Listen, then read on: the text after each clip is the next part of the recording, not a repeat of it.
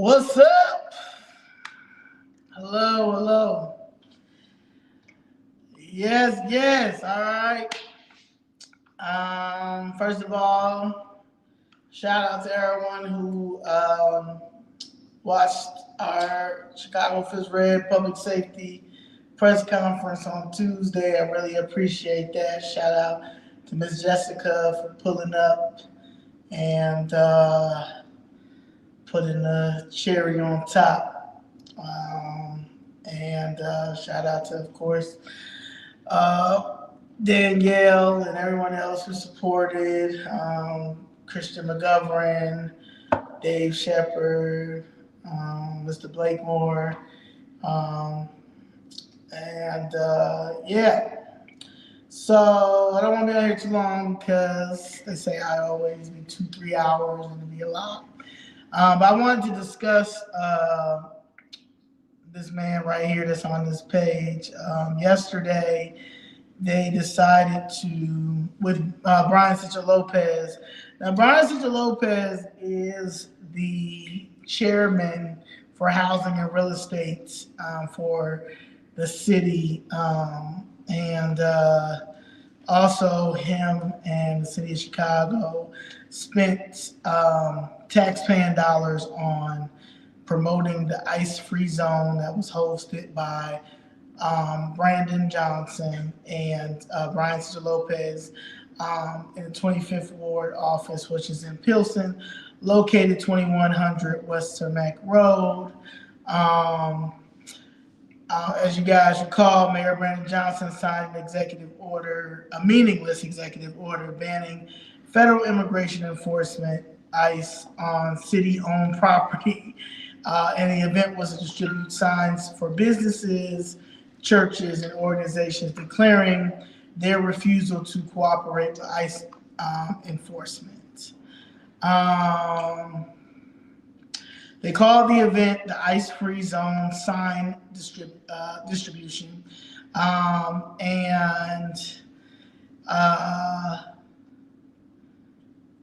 Basically, to me, and it means millions of taxpaying dollars, your money, my money, are being used to protect people who aren't even citizens, while Chicago-owned citizens are living on the streets.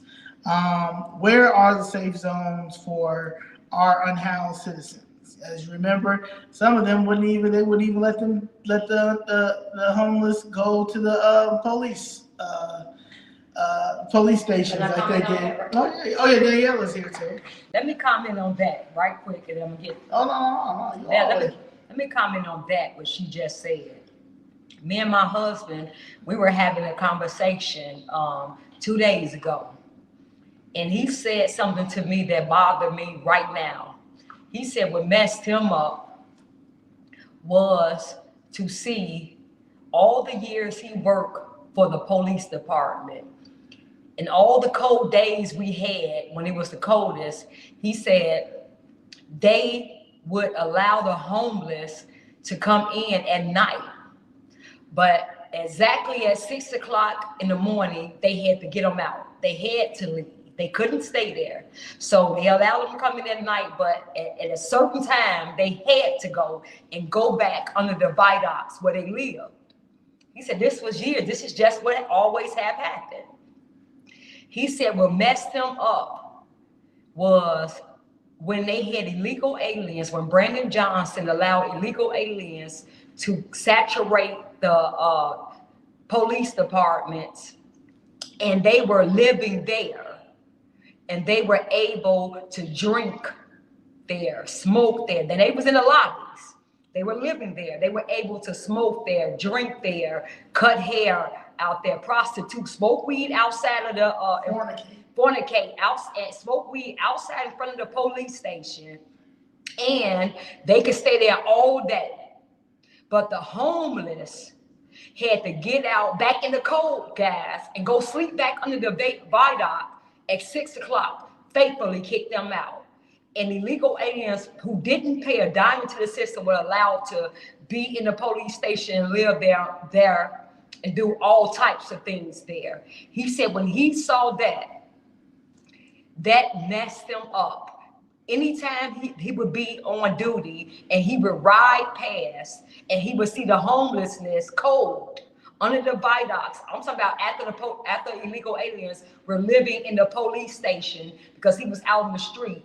He said any time that he would ride past and see the homeless under the viaducts and it's cold, and they would go back into the police station and see the illegal aliens living and they're all nice and it was warm and things like that. He said that messed him up. So I just want you all to just understand how they are treating people who have not paid a dime to this system, and how they have treated us in our homeless population. So when they tell you about the homeless, they care nothing about us. That's all I have to say. She'll be back. Yeah. But yes. So as you say, and Mr. Chuck, shout out to my boy Chuck. He's a retired police officer, a good cop. And they win a lot of good cops witness, a lot of good cops witness the hypocrisy, witness the BS. But again, times are changing, so especially somebody who's been in the game 20, 30 years, you might as well leave because people see the change. It's just not, we have to make the change. Like I said, we're the new adults. So we have to make the change. But we need our police officers, the good cops that are retiring, to be advisors to the new cops that are coming in. So,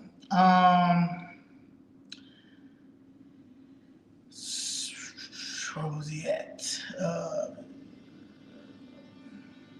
So again, talk about the millions of dollars.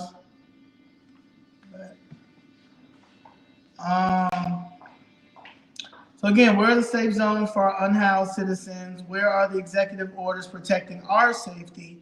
Where are the city-funded signs distribution saying crime-free zone, drug-free zone, or protect our citizens? They'll write executive orders, hold press conferences, and fight lawsuits to defend illegal aliens, but when it comes to the public safety crisis affecting Chicago's homeless residents, veterans, and struggling families, it's silence. And I'm not talking politics, I'm talking reality. The same city that finds resources for others can't find urgency for its own people. And the sad truth is, if you're a law-abiding citizen who's struggling, you're invisible in your own city. So, Brandon Johnson, as you know, is a criminal. And whoever is running him and this horrible reality show that we're in is a problem. And the money that they're spending, the millions of dollars that they're spending, and is probably going to end up being billions of dollars, because they're going to try to continue. They're going to try to continue to make this manufactured crisis that really has nothing to do with us at all. However, due to how much money they're spending on media, how much money Hollywood is throwing into this as well, because you got to understand, the Democratic Party was running Hollywood, the Democratic Party is running media, the Democratic Party was running this narrative that they were the party of people, they were the party of the working class, they were the party of peace, they were the party of freedom, they were the party of unapologetically, you can be who you are no matter what you are. And it was all a facade. It is all a facade. And because someone that came over from that side, you got to look at it, when they come to Donald Trump, you got to look at it as they traded, prime example, the 1991 Bulls, right? They were the best. They They had everybody, right? They had Jordan. Everybody knows Jordan is the best. That's like trading Jordan from the Bulls and putting them on, I don't know, another team. So when Trump left the Democratic Party, because that's the party that he sponsored. He sponsored a lot of those people. He was a billionaire. So he sponsored a lot of those people. He sponsored, like I said, Jesse Jackson. He put money in a lot of the black movements. He put a lot of money. The reason why Jesse Jackson even had a platform to run for the president of the United States was because of Donald Trump. You know what I'm saying? He funded Kamala Harris' campaign. He funded Hillary Clinton. He funded a lot of the Democratic people's campaigns. He was their sponsor. He was their donor. He was their George Soros. So when he saw something, you know, he a real nigga. You understand? So he's never gonna really tell you what he really saw that made him be like, you know what, I'm gonna head on over. Okay. But you know what happened? If you listen to Judge Joe Brown talk, he said that the agenda that the Democratic Party had, you know, were going to push. Donald Trump saw that and he didn't align with it, like the LGBTQ, the feminists, about the families, you know, making sure that the families, you know, you're gonna start lessening the value and the morals of the family and things like that. Judge Joe Brown broke it down really well. He said, and when Trump started seeing the agenda, and it was a not American first, it was an anti-American agenda, then he pulled back. And then that's what happened. If you all go look at the interview with Judge Joe Brown, when he talked about some of the reason why President Trump left. No. So I think he saw, you know what I'm saying? Like you said, that you couldn't get behind the BS like we can. Yeah, I mean, I think anyone that has values, like even with Chicago Fist Red, you know, I'm about family, you know, freedom, faith, First Amendment, Second Amendment, equity, morals, and I feel like we are living. The Democratic Party has no morals. You know what I'm saying? Like they don't have any boundaries. They have literally, and I remember, it was crazy because I remember when I was living in Harlem, and I would take the train and I would see like advertisements on the train of like, if you are a marijuana smoker, you understand, and you need and you want to take this study, you get a stipend of $200. Yeah. You know, and then there would be little studies like if anybody's ever told you that you were diagnosed with bipolar, we have this study and you can do 4 weeks and you get $250 each week. You understand? Like, and then like a lot of people would do things like we became guinea pigs, right? Because people needed money to survive. You had people that were on drugs. You had people that were just trying to make it. And New York City is expensive. Now, New York City is a democratic city, been a democratic state my whole entire life, right? So you have all these people that would take these. I mean, like, it was a couple times that I would call up at certain places and be like, well, shit, they'll give me $500. But I was 19, 20, 21. You understand? I like to go out on the weekends. I like to hang out. I had a girlfriend. You understand? So, like, you have these stipends that, I mean, it would be every train card would have all these different studies, right? And even like when you think about mental health and things like that, it was all you come in sleep studies, all this stuff that they would be experimenting on you.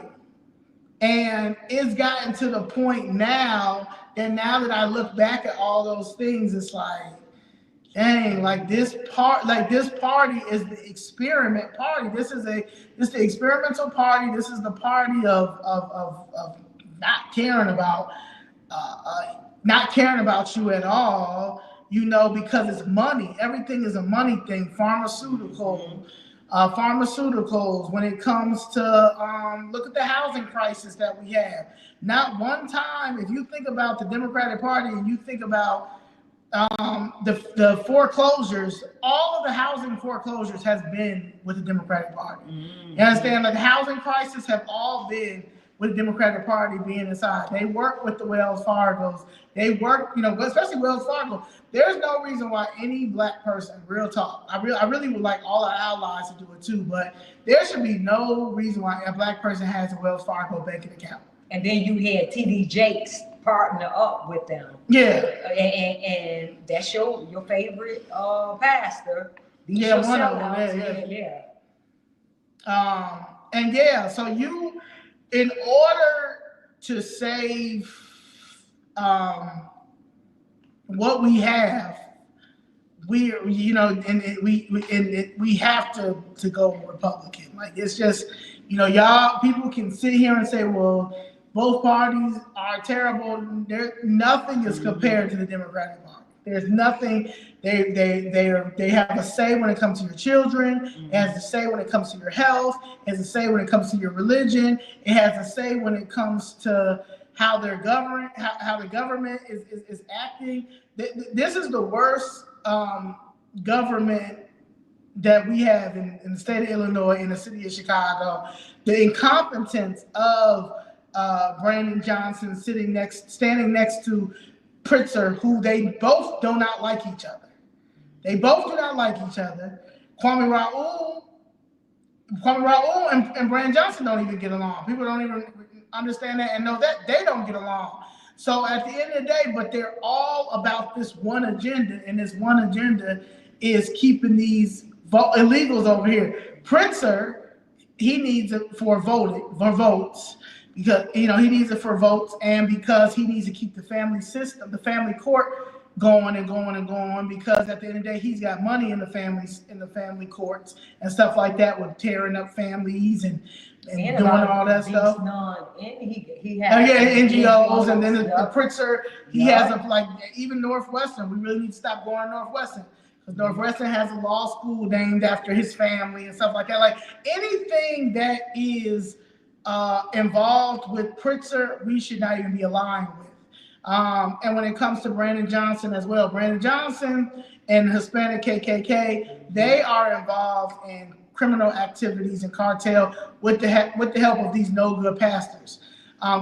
Brandon Johnson is a corrupt preacher kid. His father was a preacher, and he is doing what corrupt preachers do. They even got him. I don't know when they're gonna change that haircut, but even with how he's dressing and all these things, but a few years ago, not even 5 years ago, he was in Northwestern with CTU talking about communism, and he still was voted in. Mm-hmm. You understand? So he's on a communism. He is on a communism. Yep, that's right, Ms. Diane. About Wells Fargo. Where we at? Wells Fargo. I can't. That's Wells Fargo is opening their branch in Bronzeville. What's that about? Weren't they involved in pushing the Supreme? Yep, free loans to black people. Yeah, so that's what I'm saying.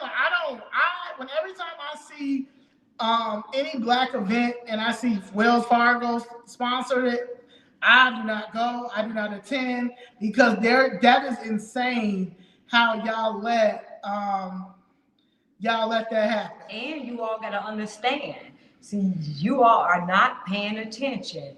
Why are they putting Wells Fargo in Bronzeville? We keep telling y'all Bronzeville is being taken over.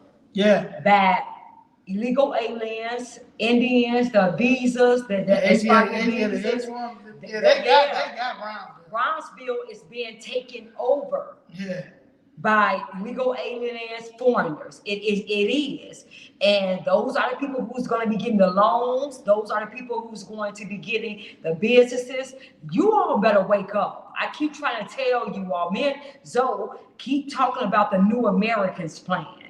And we're going to do that on Friday. Well, this Friday, we're going to talk about that. So we're going to talk about that. Yeah, so like that. So that's what y'all need to understand. So when it comes to this man, and as you see, they're getting his media up. You know, they told Don Lemon to come here and be around Daily Plaza, and they set that thing up like he walking outside and he's having a conversation with Don Lemon in front of Daily Plaza when he ducks and dodges from me and Danielle. You understand what I'm saying? Like, all of this is set up because I promise you, out of these 456 people watching, one of his people are watching because they have to figure out what we're doing because he is going to run for office again.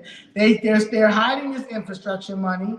They know his approval rate is terrible. I mean, somebody said that it went up to 30%. I was told it went up to, I heard it went down to 4%.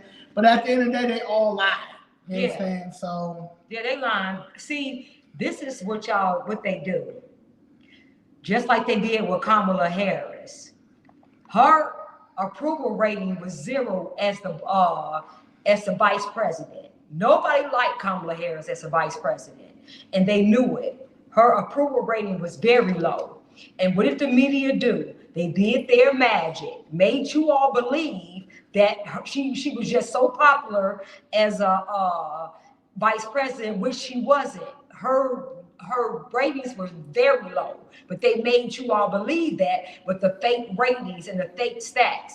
They constantly told you that she was ahead of Trump by a landslide. She was going to win by a landslide, putting up these fake stats. Because if they get you to believe that, then you're going to say, okay, well, maybe he's not that bad. Maybe she's not that bad. Or maybe, let me start looking at them in a positive light. The media has a way of persuading people. This is why it's called television, because they can tell you a vision and have you to believe that vision, even though you know it's not true. So this is what they're trying to do with Brandon Johnson. They're trying to brand him different. They're using fake stats to make you all believe that, okay, his approval rating is going up. So by the time election time comes, they're going to sell you all this false narrative like, oh, he's fighting for black people. That's why he's always talking about black this and black that and civil rights. They're going to tell you this narrative, and before you know it, if you don't find yourself understanding what's going on and educating yourself, you're gonna fall for it. Yeah, it's all. Dick Gregory, a shout out. It's Mr. Gregory's birthday today. Dick Gregory, shout out to my man, my Libra. I love me some Libras. Aquarius, I'm Aquarius, so Libras, Aquarius, we like this. That's our balance. But Dick Gregory's always say entertainers are nothing but pieces of shit. I have to stop cursing. Danielle said I gotta stop cursing. So I had to stop cursing. But he used to say that all the time, and he used to get angry when he said it. And now, moving forward, and I'm here by myself, and I always go back to like what he's saying, and he's absolutely right, because the No Kings protest, which I'll be talking about this week because it's going to be October 18th, they are looking for the next civil rights movement, right? They're looking for the next movie to say that they conquered, America, they conquered the government and all of these things, because it's about money to them. It's not that at the end of the day, the freedmen community, the slaves, the people who were brought over here, our history, the reason why we have the 13th, 14th, and 15th Amendment that the Republicans speak about, that Donald Trump is fighting for the ending of the birthright citizenship on the 14th Amendment, talking about us. They're ignoring all of that. The Democratic Party with the Democratic producers and directors, Robert De Niro, all those stuff. So he has a Tribeca Festival. The Tribeca Festival is failing. I know about the Tribeca Festival. I always wanted to be in the Tribeca Festival because Tribeca Festival is one of the best festivals, film festivals. However, there's nothing going on, right? Because no one's not creative anymore. They've taken comedy, they've silenced comedians. Everything is cancel culture, all of this, right? So Hollywood is dying. Entertainers are not getting enough. They're not getting work the way that they are. So now they're extras in this film that we're in, because we're in the film too. You know what I'm saying? We're in the film. We're all in the film. You guys are in the film. In the film too. Yeah, you're in the film too. You're all in the film, right? So because of that, and how I'm saying this, because one of my favorite people, she's a producer, she's a director. Ava DuVernay, you know, she did the Central Park 5, you understand? And I loved her, you know, and I still love her. Because I understand that she's trying to film something, but she was the first person to bring the No Kings in LA. And I'm like, wait, hold on now. Then I saw her at the DNC. Now she was at the DNC. I had my Make Chicago Great Again hat, and we passed by each other because they were going to, the film was going to start there because it was going to be the first time in history Kamala Harris it became the president of the United States. She was the first, whatever y'all was going to call her, Black, Indian, American, Native American. I don't know what y'all was going, whatever y'all was Black, but it was Black at that time. So that was what that was going to be. And then when that didn't happen, y'all got to figure out what's next. So next is the No Kings, right? So y'all are building up this No Kings protest to make this like the 50 million, like the 50 million was the Million Man March, the Civil Rights Movement. You understand? But you know, the Civil Rights Movement with the George Floyd riots, with the Rodney King riots, all put together, and then y'all are gonna make this one big documentary of how they conquered how they conquered Donald Trump and his dictatorship and white supremacy and all of these things. That is how it's going. It's up there too. So yeah, so that's the goal, right? But in the words of Public Enemy and Ms. Jackson talking about it last week, rebels without a cause. Okay, so so it doesn't make any sense. So we have to continue to really talk about the BS, the propaganda. The name of this should be called propaganda. Yeah, and the crazy thing is, and we're gonna talk about that, Ms. Diane, this week about the money. The reason why they haven't put their tax returns in, because they haven't put their tax returns in since 2020, because they don't want you to know how much money is being funneling into doing this. We won't know who are because they're 501c4s. So they don't have to tell us who are the people donating the money, but they won't put their tax returns in to know how much money has been given to the 501c4 to continue this fake propaganda protests, paid protests that they do every weekend starting on Thursday. Yeah. I'm dying over the can. So yeah. But I wanted to get into my political recap of this week because I just need y'all to understand what's going on. We can start with the Chicago grocery tax.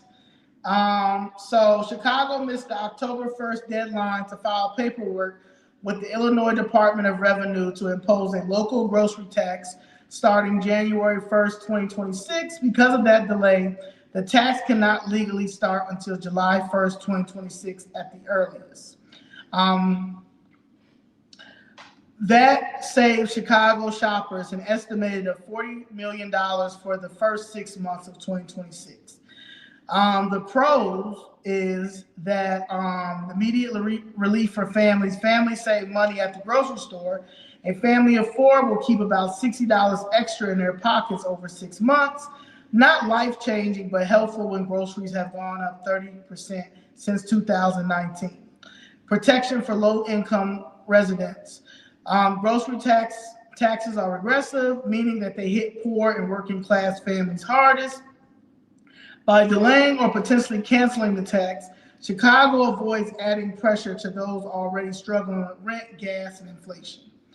This delay shows city officials weren't ready to implement the policy on time. So it's not like they gave us like they did something that like great or anything like that. They're trying to figure out how they're gonna raise these property taxes for this $2 billion deficit that the budget's supposed to come out this week. So that's why I wanted to tell you this. The ongoing issue of poor planning and mismanagement inside Chicago's budget process. So that's basically what it highlights. For the small businesses, the few that we have, because a lot of the grocery stores in our communities are food deserts. Grocery stores, corner markets, and neighborhood shops don't have to raise prices or deal with complicated tax compliance for now. It helps local retailers compete against stores just outside the city that won't charge this tax.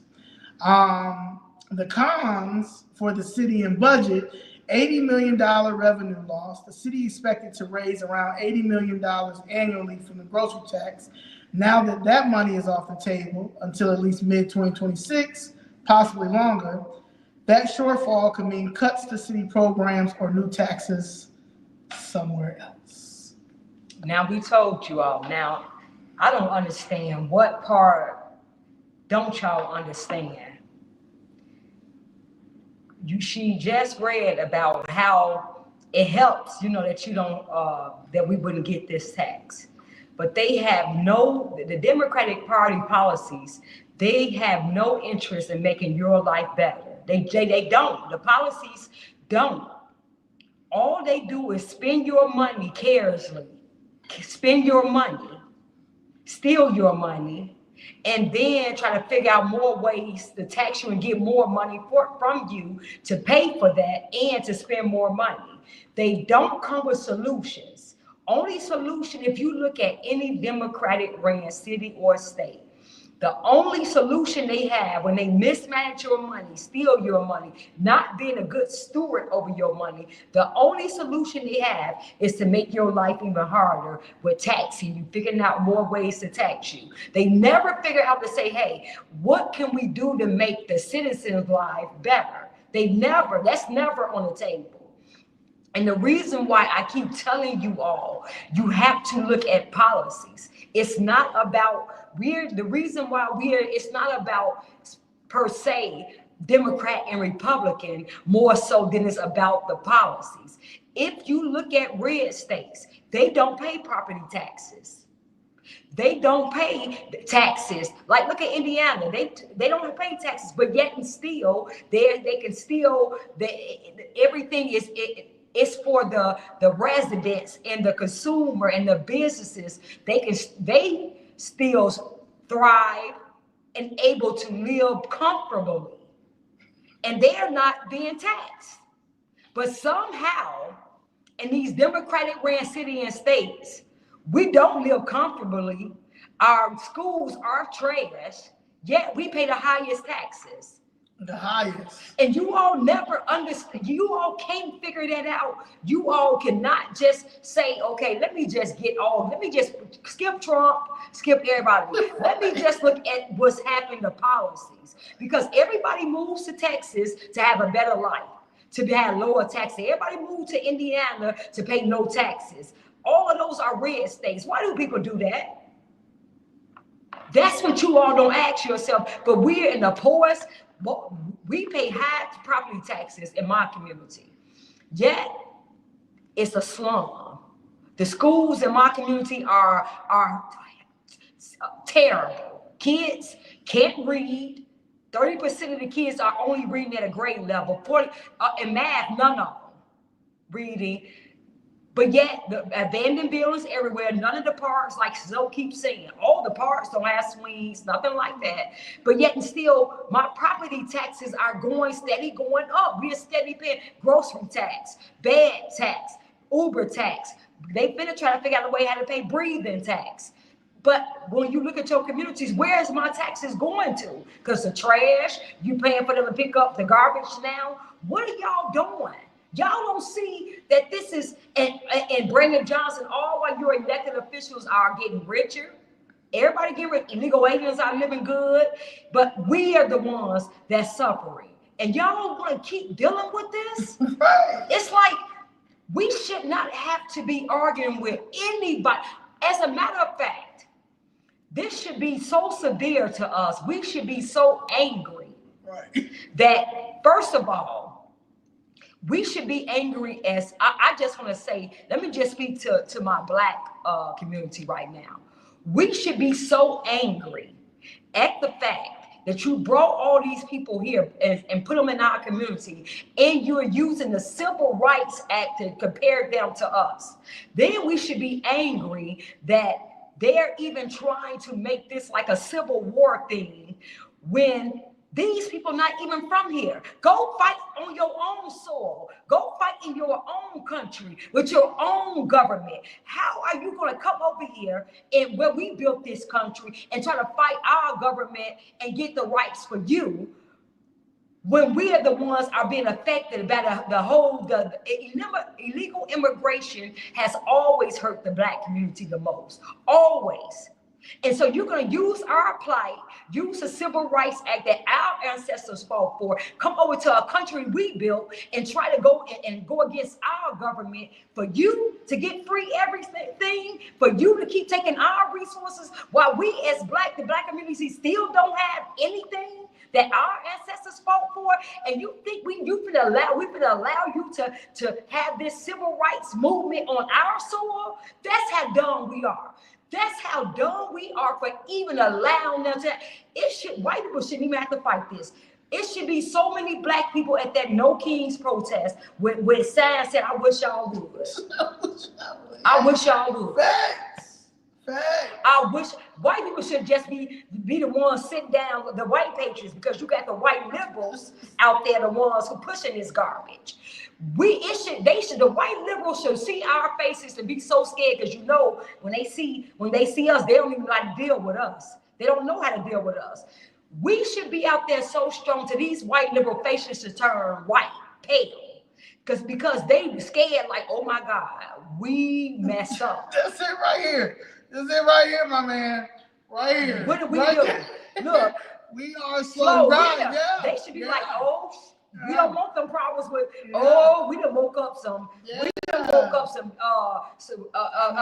some savages. Now that's how we should treat them. But we're so pathetic that we would allow another country to come over to in the place that our ancestors built, use our plight to take on a government for them to get them all the free resources, and we just sit down and say nothing. That's it right there. That's soccer right through now. That's how messed up we are, and it's sad at one side, and it's scary on another side. No, it really is. It really is, because it's like ain't no way in the world we just like we cannot. Man. It's like it's crazy to like even.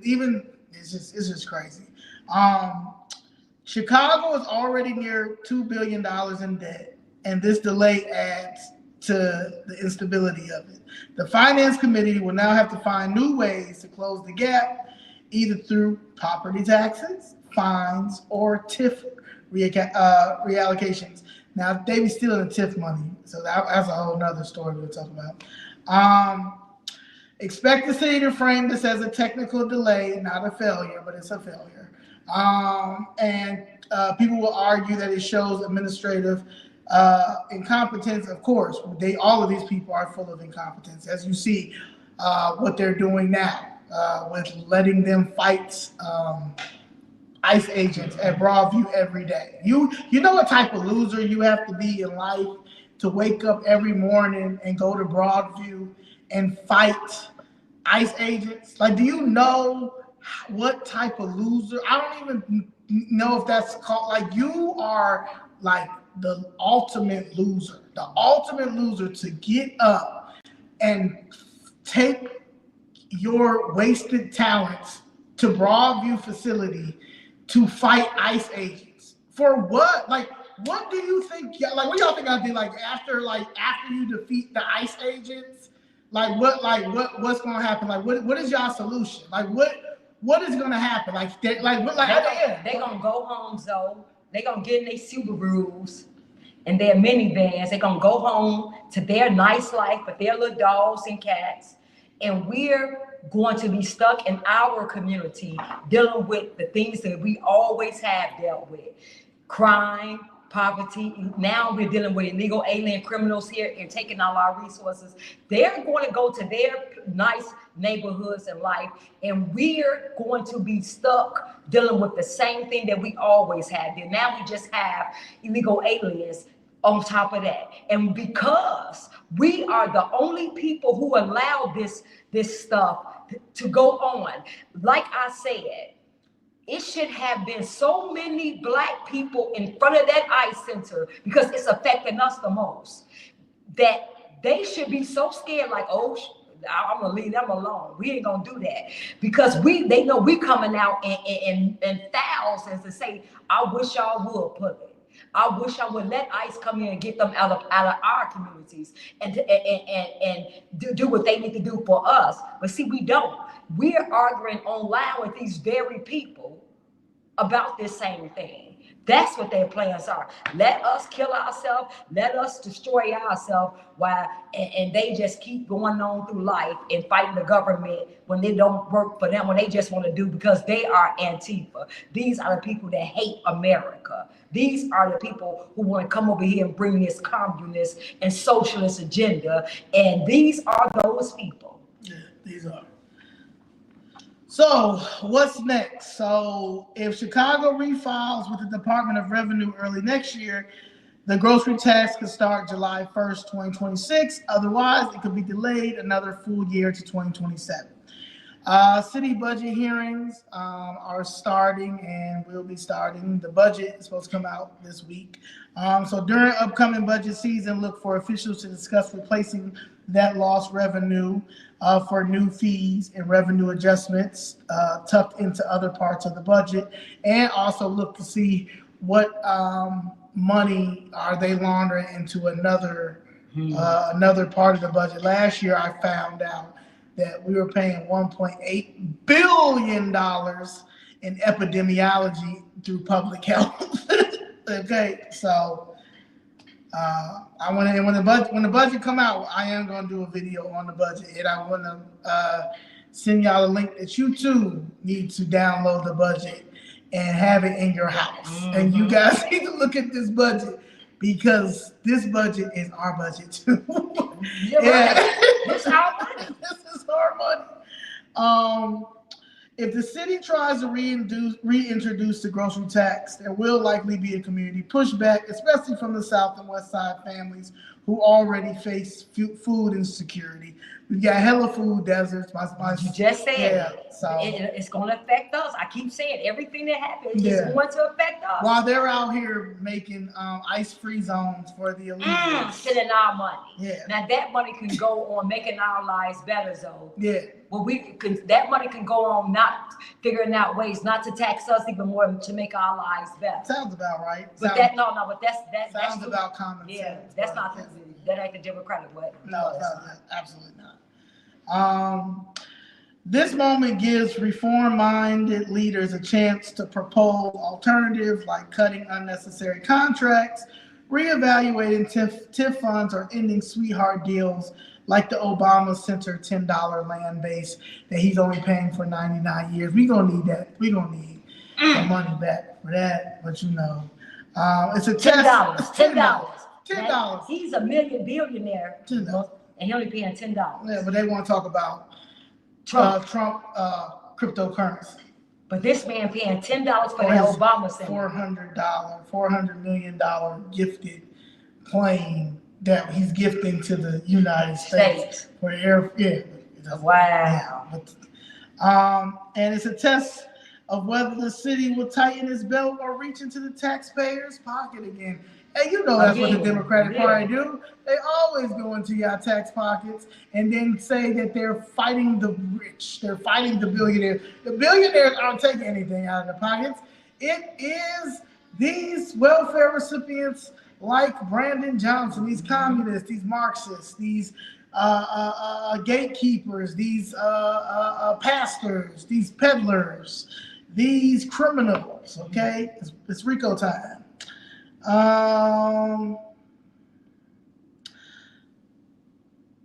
Chicago's missed grocery tax deadline is a temporary win for shoppers, a financial headache for City Hall, and a political warning shot about poor planning and misplaced priorities. All right, and let's get into how much Illinois taxpayers each owe the state of Illinois. We owe. We owe. I mean, this, you gotta laugh and keep from crying. Yeah. I swear to God. Illinois taxpayers each effectively owe $38,800 to cover the state's $172.8 billion in unpaid bills, most of which come from the pension debts and long-term financial mismanagement. Illinois ranks the third worst in the nation for fiscal health. Y'all. You got your 38,000. I mean, it's you just. got your 39,000. You got your 39,000. Yeah, but you got Jasmine Crockett in them. Remember, she was saying. She'll be here October 23rd. But you have your these people. When Trump said, "Hey, with the terrorists, when we get the money from the terrorists and things like that, then I'm going to give the taxpayer. We looking to give them like a $2,000 to $5,000 stipend back, get them a check." For some of the money, just to, that's because that was some of their money that they spent. And she talking about, I mean, what that's gonna do for the No, she got my 39. Yeah, what that's gonna do you for got us. my $39,000 right. that we gotta pay the state of Illinois. Do you? Because Trump talking about giving us money back, yeah, but they talking about taking our money, but they criticizing him. This is, man. Now our governor that's out here fighting for the illegals and saying that he don't want Trump and them to come here and clean up the public safety crisis that we have here. We have a multiple public safety crisis, and we also owe $39,000 each. President Trump, I'm gonna need you to come here. I need you to come and get some forensic audits. You got to. Why do I owe $39,000? Right. Why? Why? After you done spent all of our money. Like, you got the videos, you all have to go back on the videos that on Zoe channel, because we're getting ready to resurface all those old videos that you begged him not to spend our money on illegal aliens. You begged him not to take our money and spend it on just stupid things. Right. Begged him, right? Right. Wow. So I'm just trying to figure out. What about Letitia James? Oh yeah, she's going to jail. So yeah, the state's finances are now being publicly discussed, because back in the day, nobody really didn't know we owe $39,000. So shout out to groups like Illinois Policy Institute and Truth in Accounting are shining light on the problem. Good. So now they starting to, okay. Awareness forces political leaders to explain where tax dollars are going and how pension promises are funded, but they're out here fighting for their illegals. They're slaves. They're fighting for their new slaves. So Pritzker hasn't talked about the $39,000 that we each owe.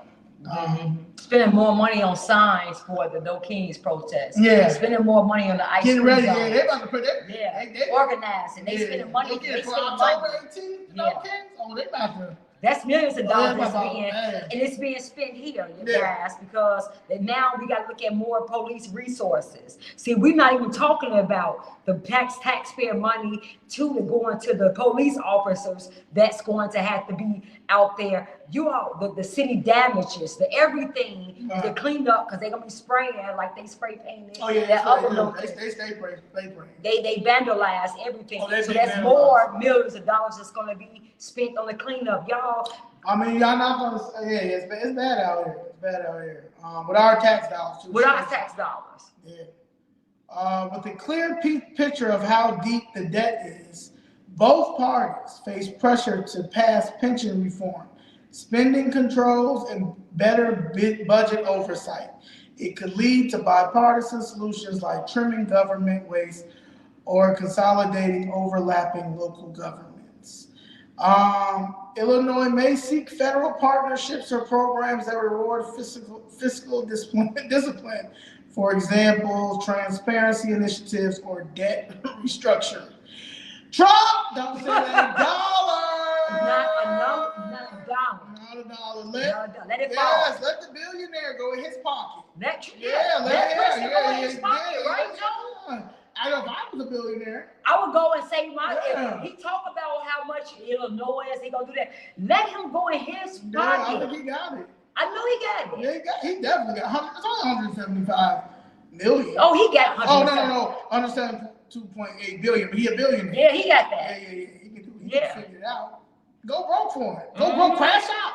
Crash out. Don't spend our money. Yeah, go crash out. Don't spend our money, billionaire Pritzker. Yeah. Brandon Johnson, don't spend our money because you all steady talk about the Democratic Party. I am so tired of them saying he's doing this because he's trying to help the billionaires and the millionaires and save taxes for the millionaires and billionaires. And none of them ever ask, who are the millionaires and billionaires that you are referring to? Because they're all the same tax bracket.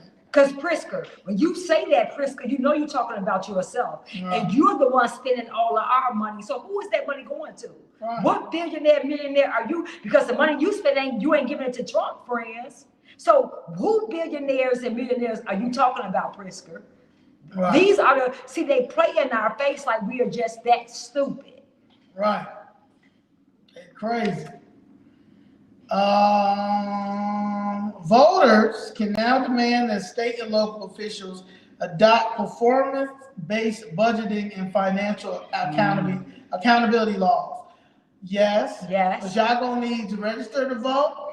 Y'all need to have your family register to vote, and y'all need to register as Republicans. Please, you gotta register as Republicans. There's no way safe. The Democratic Party, they can't even apologize for lying and saying that lady was black. Okay, that's number one. Number two is they have not apologized by lying and saying that Jimmy Carter voted for her.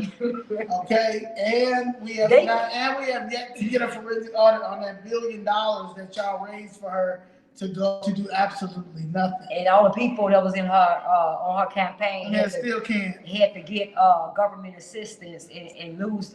They had to pay their rent. They had to have a GoFundMe. They don't talk about that. It made an article. Yeah, but she's on a 177-day tour about her book about 107 days, blaming everybody but herself.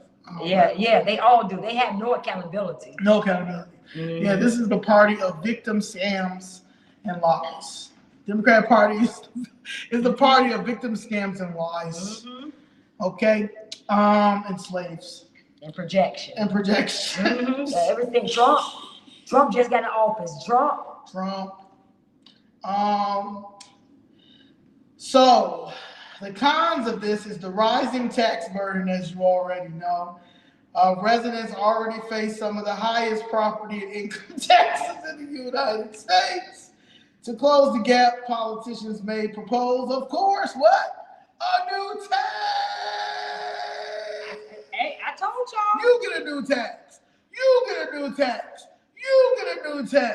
And you all want to keep, that's what we keep saying, and you all want to keep, listen, this election should no established politician be able to have a chance to get up in here this election. I don't care who they put up. If you're a Democrat, it's no way in heck you should have any chance of getting up in here. We need, when I say a whole entire change, guys, let's try something new for 4 years. If it don't work in 4 years, you can always revert back to what you've been doing for 60 years. But no. I'm just saying, though. No. We done. No. But I'm just saying, guys. Not reverting back. No, but what I'm saying is, you have nothing to lose at this point. You all keep saying, "Oh, I can't do this." Just try it. Because he got shot in the leg. Somebody said, "Why Kwame limping?" Because he got shot by the cartel. Every time I see him, he got something else done with him. They beating their ass. Him and Brandon Johnson.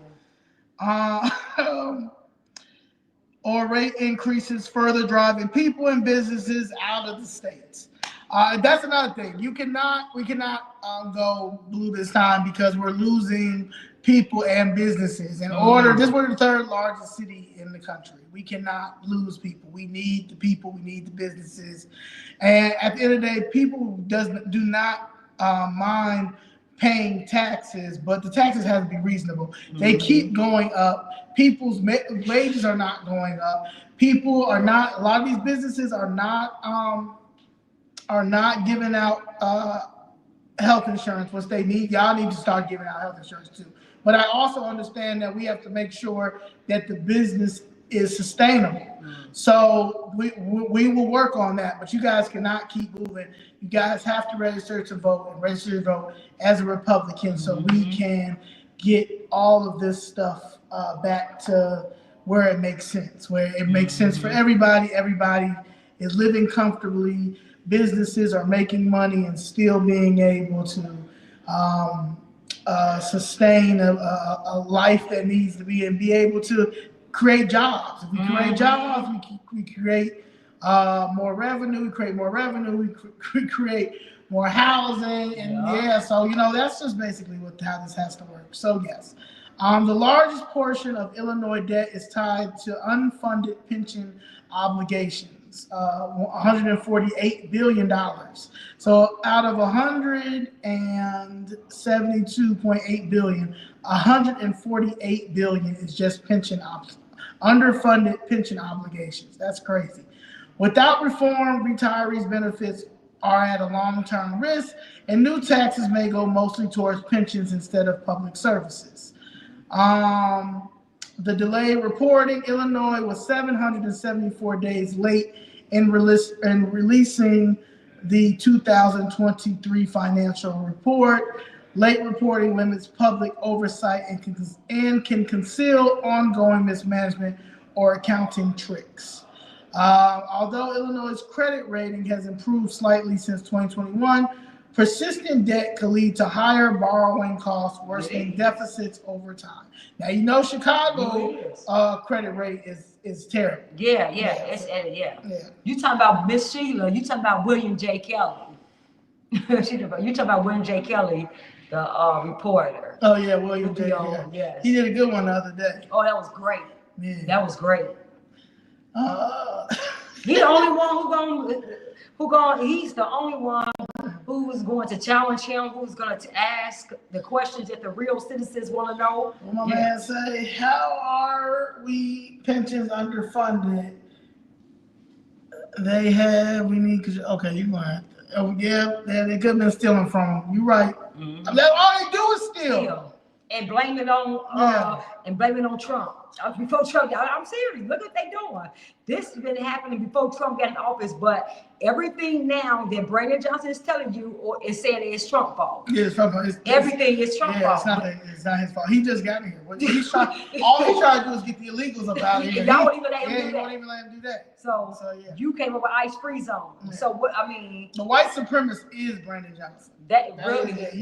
He's the white supremacist. The white supremacist, black supremacist, Chicago supremacist. He's a Chicago supremacist. He's that one, but Dave Chappelle be at the rallies and he be in the sheet. Yeah. That's who Brandon Johnson. Yeah. He's the white supremacist. Yeah, he really is. He's everything that he says Trump is. Yes. Yeah, he's terrible. Out migration, residents and small businesses may continue leaving the state for regions with lower taxes and better fiscal governance, shrinking the tax base further. Yep. So this is what I feel like what's next, short and long term. This is what I just be thinking. Again, I'm new to this. These are things that I come up with, and at the end of the day, it takes all the people to really figure this out. So for the fiscal reform push, expect growing calls to rewrite Illinois pension system, limit automatic cost increases, and enforce more timely audits and financial reports. We really need to have audits. Like the audit situation is really delaying us in all fields, like from the education field to the government field to TIF, to our housing, like even the money that's been supposed to be allocated to homelessness, they stealing that left and right. Like it's just money that's supposed to be for even that fake COVID situation. That money was mishandled. So just a lot of this money that we have the money, and the money was there because, again, we are the third largest city, and we still were making money over time. That money has just been allocated to people's pockets and lifestyles. The state could also move towards spending caps or balanced budget enforcement tied to measurable outcomes. And then we have to dominate the 2026 legislative elections, man. And we have to, like the midterm elections, we have to dominate. We have to flip it red. We have to go conservative. We have to go less government. We have to go financial audits, because if we get in there, we actually will show you where your money has went, and that is what they do not want you to see. And once you see that and you find that problem out, then you fix that problem. And that's just what it is. So that's it. So we have to get in there to fix the issue, because they're never going to fix the issue. They're not going to investigate themselves, guys. Yes. That's what I keep saying. If you all allow any Democrat back in that's in any of these seats, they're not going to investigate themselves. Right, because everybody is in these places. We're talking about from comptroller, we're talking about from Secretary of State, we're talking about from Cook County Board President, we're talking about from Kwame Raoul, we're talking about from everybody, guys. They're not going to investigate themselves. So everything you think they're going to lie to you and tell you what they're going to do, they're not.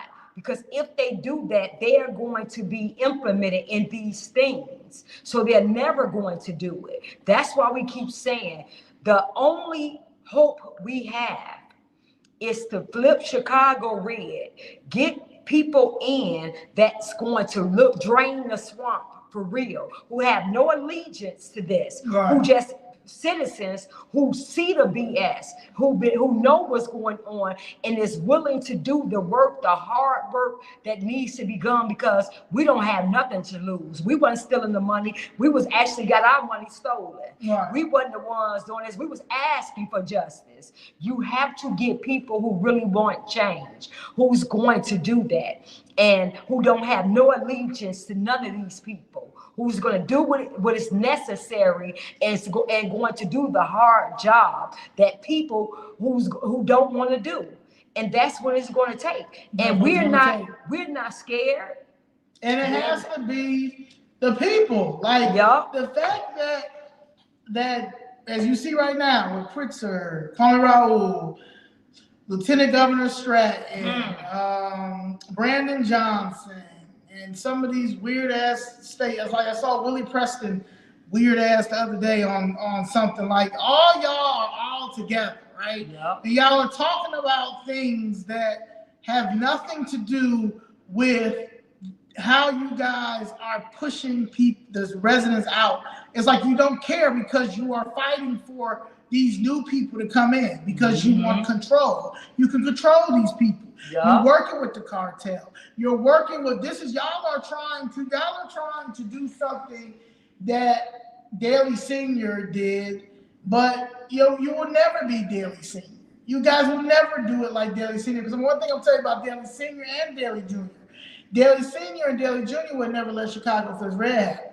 They would have been took care of what needed to be taken care of. So y'all will never have that. You will never have the Ed Burks, even with the Mike Madigan, if he finally failed. But they would have never let this get to where we are talking in the 729 people listening to us on this Sunday, which we're very grateful and we're appreciative.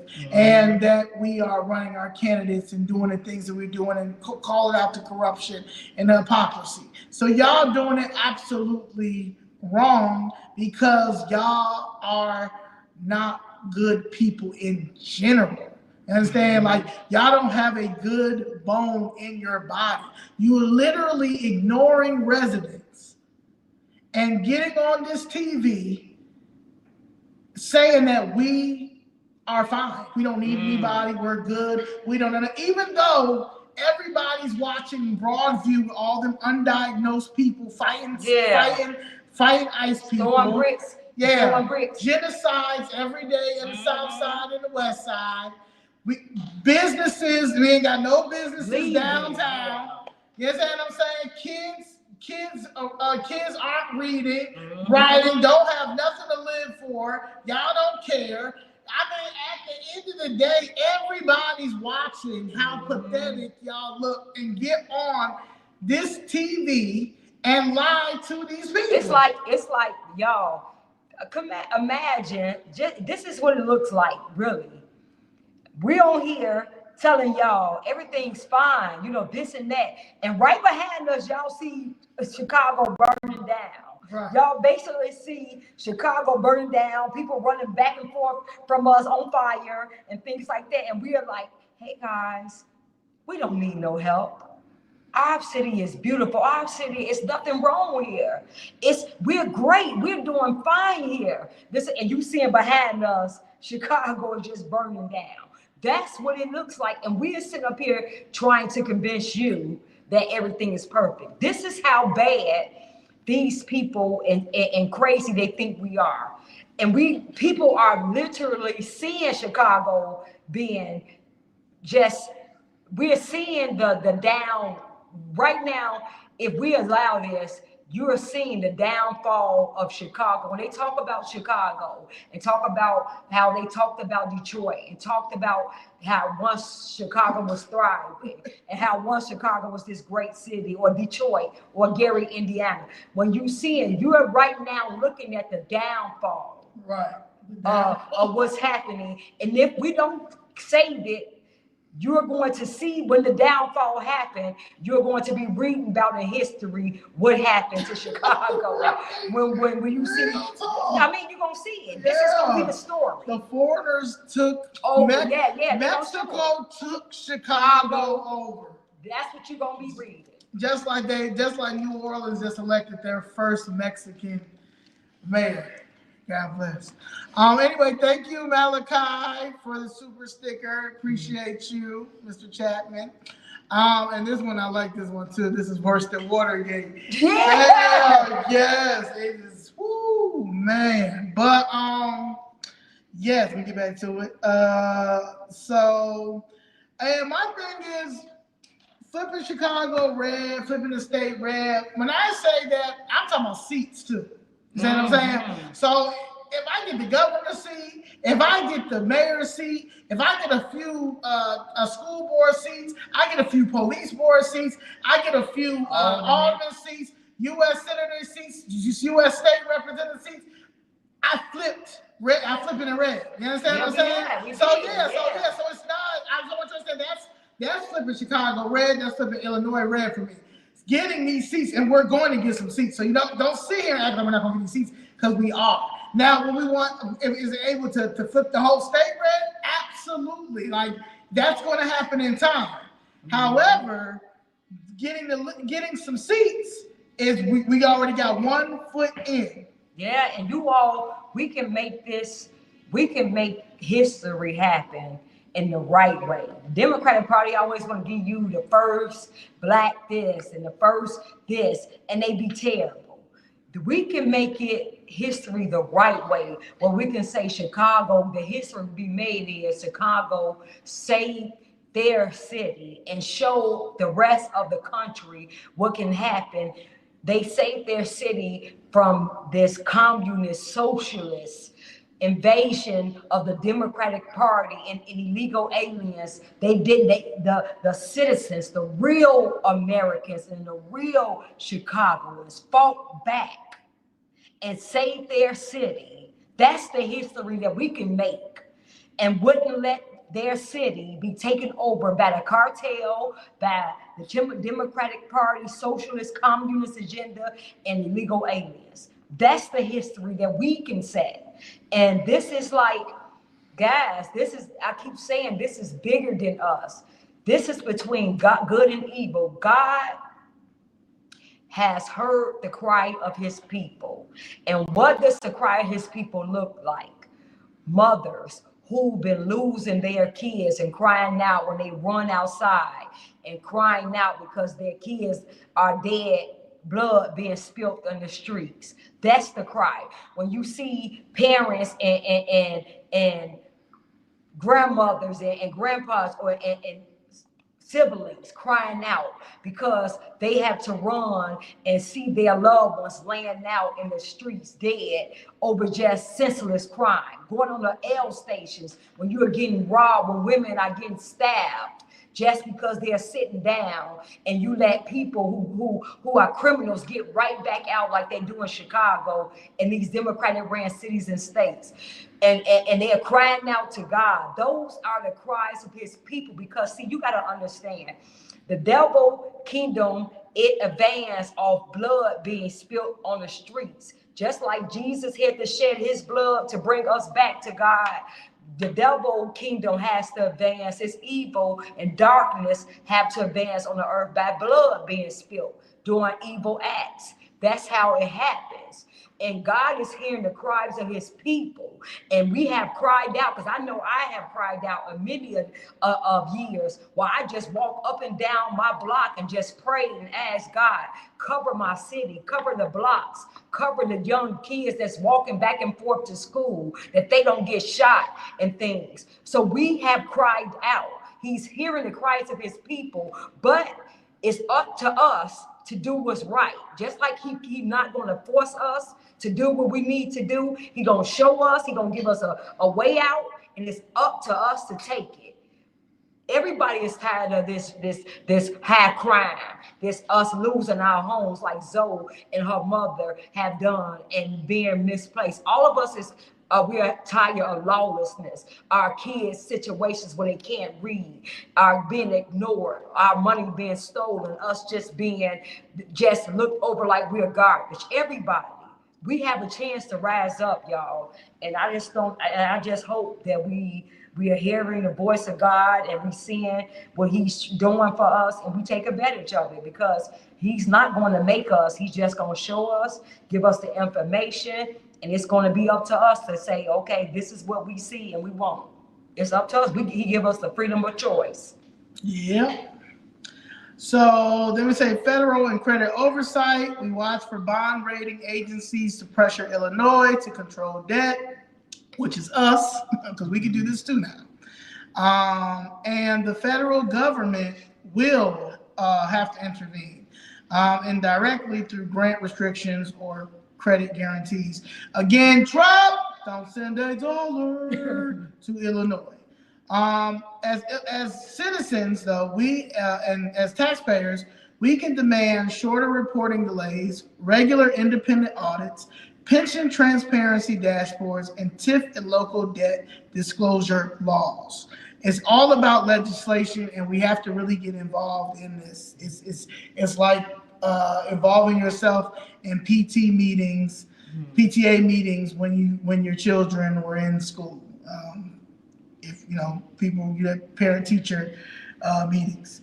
And then we have the economic pivot to balance growth and debt. Illinois may need to rethink how it's going to attract investments, encouraging manufacturing, real estate redevelopment, but the rights real estate redevelopment, because they have abused that to the point that that's why the federal government has to intervene, and that's why Donald Trump has stopped infrastructure money from coming to the city because of that. And entrepreneurship that increased tax revenue without new taxes. Mm-hmm. So to super chat. Thank you for the super chat. Okay, where we at? Just come through? Away. They go through. Oh, no.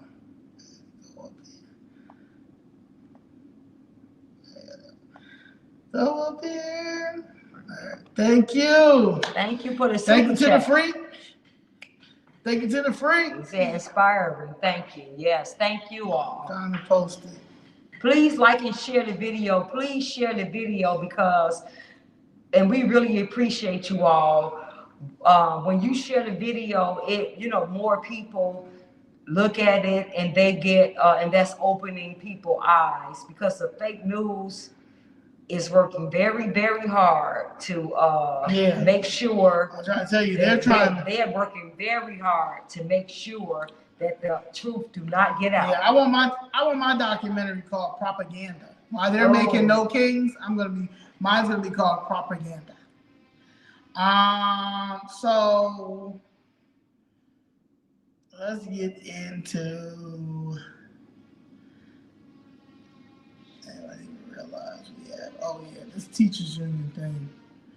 I'm about tired of them too.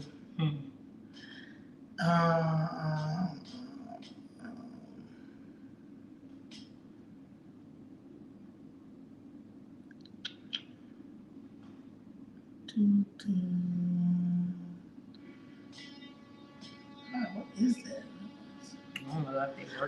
The Chicago Teachers Union spent $4.2 million on political activities and lobbying, double what they spent the previous year, while spending only 17.7% of their total budget, $41 million, on direct activities for teachers.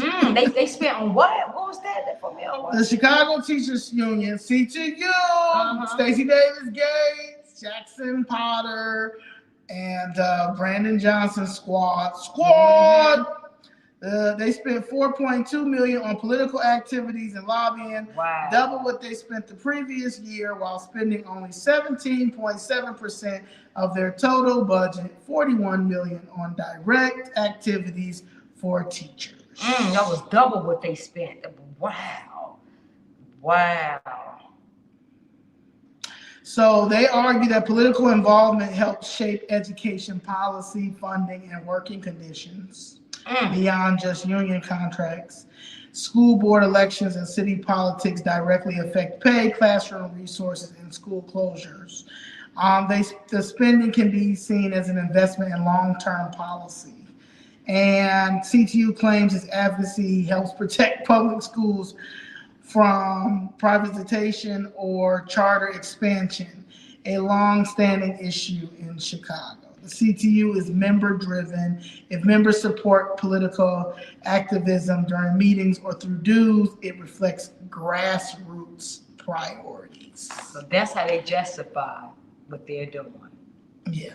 So if they spent that money on the schools and the kids' education, we would be great. But they're spending the money on candidates and getting the Democratic Party candidates in. That's going to keep the corruption going. Wow. Now, my concerns are, if only 17% of total spending went to representing teachers directly, then this means members' dues are being used for political causes instead of serving classroom needs. Okay, we got another super chat. Thank you for the super chat. That's why kids can't read. Oh yeah, they can't read, but they can. But one thing they can do, get a sandwich and a board and go protest. Can they? Yep, we're gonna buy you a sandwich and we're gonna get you a board and you're gonna walk around. You're gonna walk around and say, "We need more money. We need more school resources. We need more money. Yes, we can. All right, you're gonna do this chant. Yes, we can. Yes, we can." And wondering why Trump's stopping that funding. I think he should. Oh my God. Yeah, this is crazy. He's taking funding. Yeah, Stacey Davis Gates up there begging now. Now she up there begging. Thank you. Kids can't read. Yes, exactly. Thank you for the super chat. Kids can't read, but union driving Mercedes. That's it. I know that's right. Wow. CTU reportedly hasn't shared required financial audits with members for over 5 years. I said, no. Despite paying $80,000 for accountants. Wait a minute, hold on, because how is this legal? Like for real, Zoe? Could you imagine if you did that, the IRS would be at your door? Hold on. $80,000 for accountants. Who is the accountant? Y'all, and do you see why? we tell you all that we have to flip it red. We cannot allow another Democrat or established politician to get in these seats, because these are what we need to go into. These are the forensic audits we are talking about that we need to have done and have when we get in these seats. This is it. If Trump don't do this by the time election time, guys, this is what we need to make sure when we vote, that we have these things in mind. This is your money. Oh my God, this is sickness. Like I can't understand how this is allowed to happen.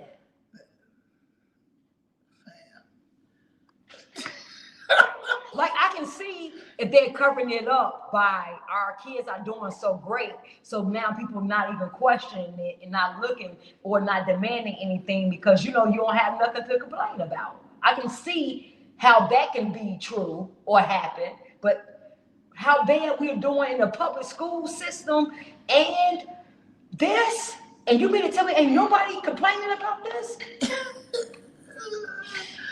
Oh, thank you for the super chat. They said how much influence does Obama still have here? Well, he messed up the CPS and already dunking in them, but yeah, he's got a big influence here. That's why he had to come back here. Unclear or questionable expenses.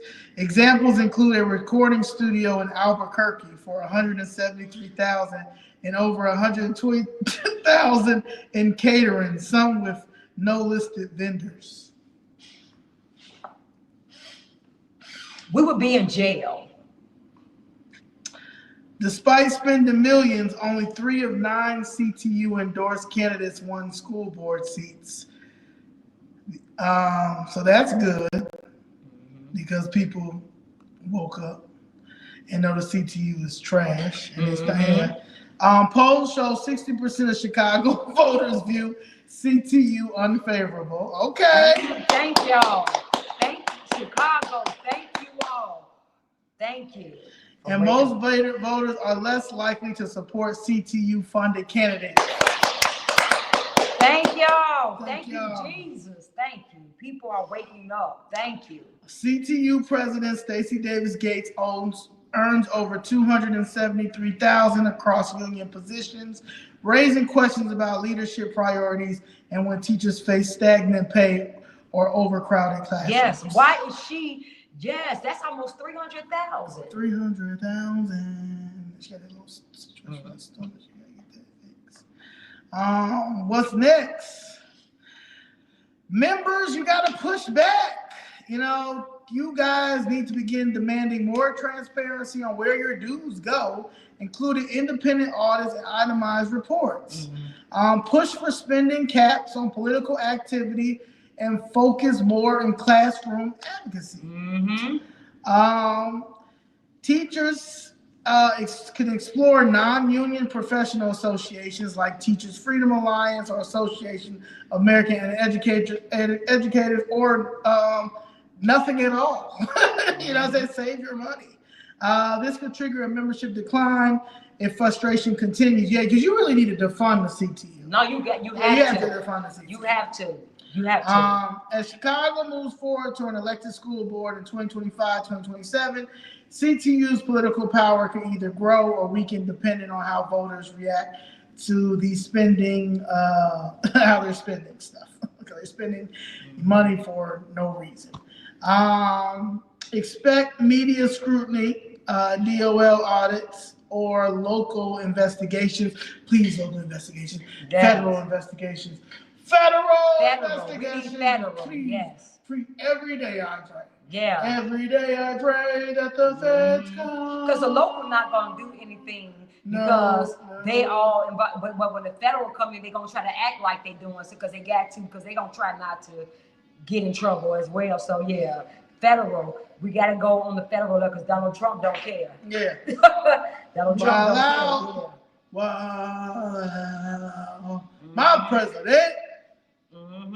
While y'all hate him, I love him. While y'all crashing out, He's like, I don't know what's wrong with these people. Yeah. I don't know either. Yeah, I don't know. Undiagnosed, jealousy. Yeah. Jealousy, hate on Jealousy, you. hate, bad. We don't know President Trump, but all we know is we need you to do this. Don't worry about over there, President Trump.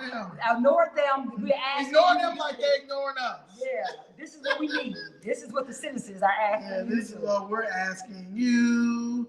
Lawmakers need to introduce new reporting or opt-out protections for public sector union members. If CTU remains unpopular, which we're going to make sure with voters, politicians will distance themselves from the union's endorsements and funding. I'm telling you guys, listen, we have to set a precedence that you ever play with us. And the people have the power. We pay your salaries. You work for us. See, these people forgot. They Hollywood now. They think they're Hollywood and we the peasants. We supposed to be like, oh, can I get a picture with you? Can I be around you? See, this is how they think they are. Yeah, they think, and we are the peasants. They then forgot who they work for and who we are. We have to always let these people understand. And see, they do this because we don't hold them accountable. We have not said, don't you ever play with us. But this election, we're sending a clear message. Don't you ever play with us and forget who you represent. If you no longer represent the people and you want to represent illegal aliens, then you go be in the and you go be with them. But don't you ever play with the people who pay your salary, the American citizens. And if they don't, because right now Pritzker is trying his best not to get that voters roll to Trump. We have to make it so big to read. If you all just go register as a Republican, that's going to send them a clear message. Right. If we come out and vote like we never did before, like we came out when Harold Washington ran, when y'all came out when Obama ran, we would let these people know that we're not playing, and don't you ever pull it with Americans again. We got to do it. We got to do it. Like the Amish came out and voted for Trump. When the Amish came out, the Amish was sending a clear message to the Democratic Party. We don't do this. We never voted in history. But if we see what's happening, if y'all ever try to come play with us, we'll come out in droves. And that's why they came up with those buggies, like 30,000 of them and more, and voted for Trump. It sent a clear message to the Democratic Party. I bet you the Democratic Party ain't messing with them Amish people no more.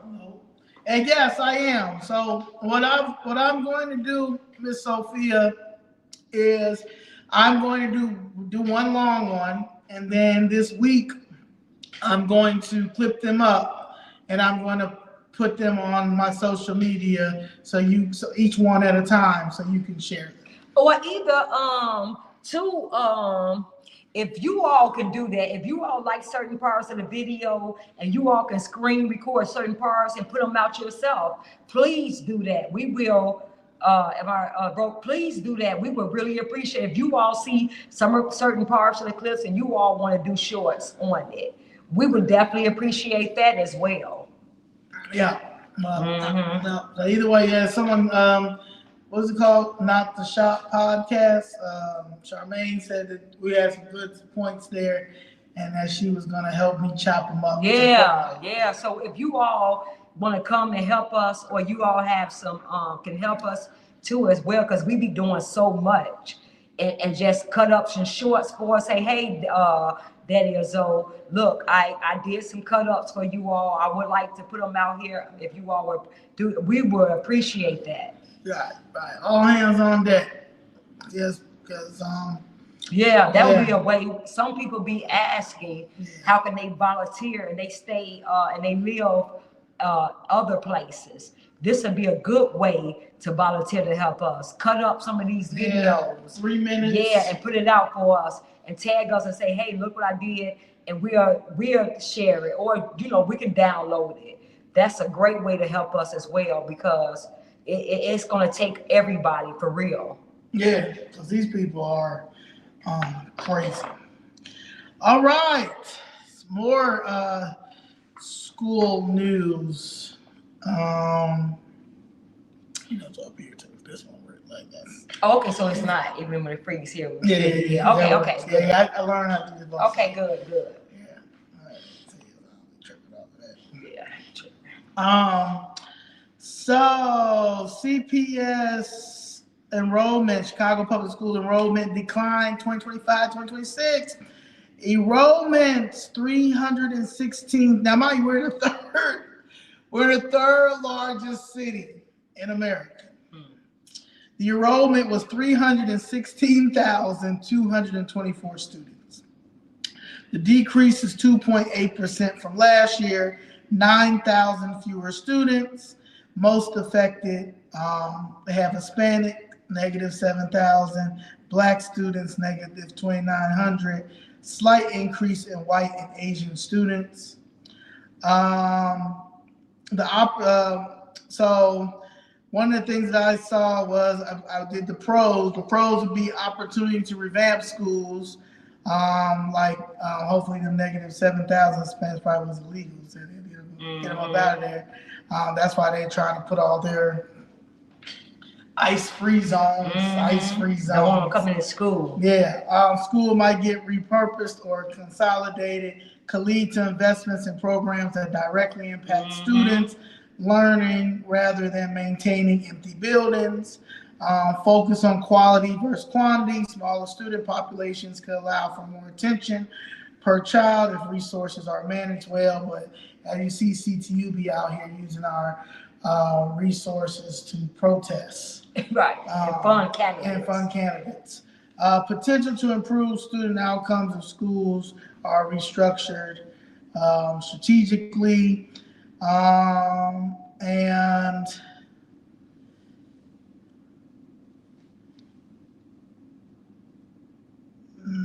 that's mainly it for that. The cons, of course, is the financial strain. Fewer students, less state, federal funding. Maintaining under-enrolled kids increases. Hold on, I'll take this thing off. Maintaining under-enrolled schools increases per student costs. Educational impact. Families leaving CPS may seek private schools or move out of Chicago, leading to brain drain. Chronic absence and low proficiency are ongoing issues that could worsen. And demographic shifts and inequality. Hispanics and Black communities are severely impacted, could widen achievement gaps if wealthier families leave and resources follow them. School closures or layoffs could create community backlash. City leadership faces tough decisions balancing budget constraints with equitable access to education. What's next? Potential school closures. CPS may target underutilized schools, especially in neighborhoods with steep enrollment drops. Targeted programs to retain students, more STEAM or vocational programs, tutoring, after-school initiatives. Efforts to reduce chronic absence and improve reading, math proficiency. CPS may cut positions, consolidate services, or reallocate funds to maintain quality education amid declining numbers. Parents and local groups may push for more accountability and transparency in how schools are funded and operated. Let the parents come back into the schools like they tried to take away, let the parents know what's going on, get the police back in the schools, get trades and things back into the schools, take all this other garbage out that they're not using and put more programs, that we know they're going to have to use in life, like balancing checkbooks, like knowing how to save money, knowing about bank accounts, knowing things that's going to they're going to use in life instead of this other garbage, knowing how to what their interests are, arts and things that they can be an entrepreneur, if you see them wanting to get into entrepreneurships, because if you think about it, the more you push trades, and they do that, but they do that for illegal aliens because they have a lot of trade programs for illegal aliens. That's why they're taking over the monopoly in trades and things. That's why it's 50 H-1B1 illegal visas. Yup. People here. People here. And that's why they're taking over like roofing companies and construction companies, things like that.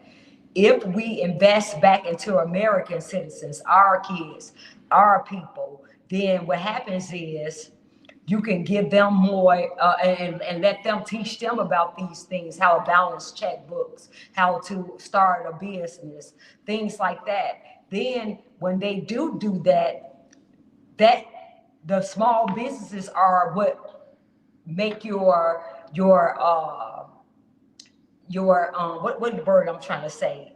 It makes your economy thrive, because now you have money being put back into the economy of your system. So the city of Chicago, now you are bringing up more businesses. So now they're paying more taxes into the economy. Your people are wanting to buy more homes. That's more money into the economy. People are working. That's more money into the economy. And before you know it, you have a booming economy. And if you put the right people in who's not stealing your money, then now they can use your money that you are putting into the system to give you better schools, to now take away property taxes, to make life better for you, that you want to stay here and pay into a system that's working for you and making your life comfortable. But see, they don't do that. They steal your money. When they do that, when things is coming in and the economy is booming, the Democratic Party, they start stealing your money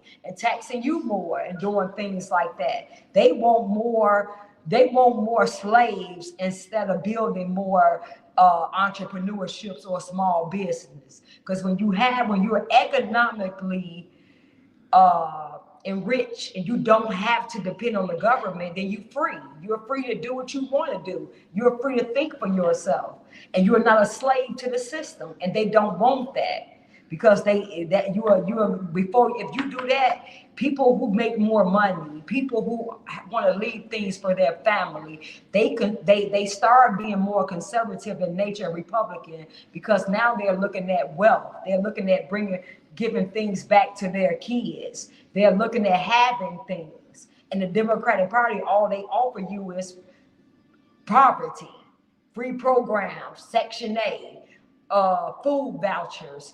And we don't want that. We want to have things. We don't want to leave a Section 8 voucher for our kids. We want to leave a business for our kids. Everybody else do it. The foreigners do it. Illegal aliens are doing it. How come we can't see them do it? Like, why do we why is it always complicated for us? Like, that beyond me understand. Yeah, the more business, what Trump is saying, like he said, the more businesses he bring to America and the more business you bring back, now we can have a booming economy now and lower taxes like we were. We can do things. We don't have to pay all these taxes. That's what you let other things pay for your economy. They just seem to they can't figure this out. At all. They just want to tax you. And it's running white supremacy. What's going on with Chicago's affordable housing rules?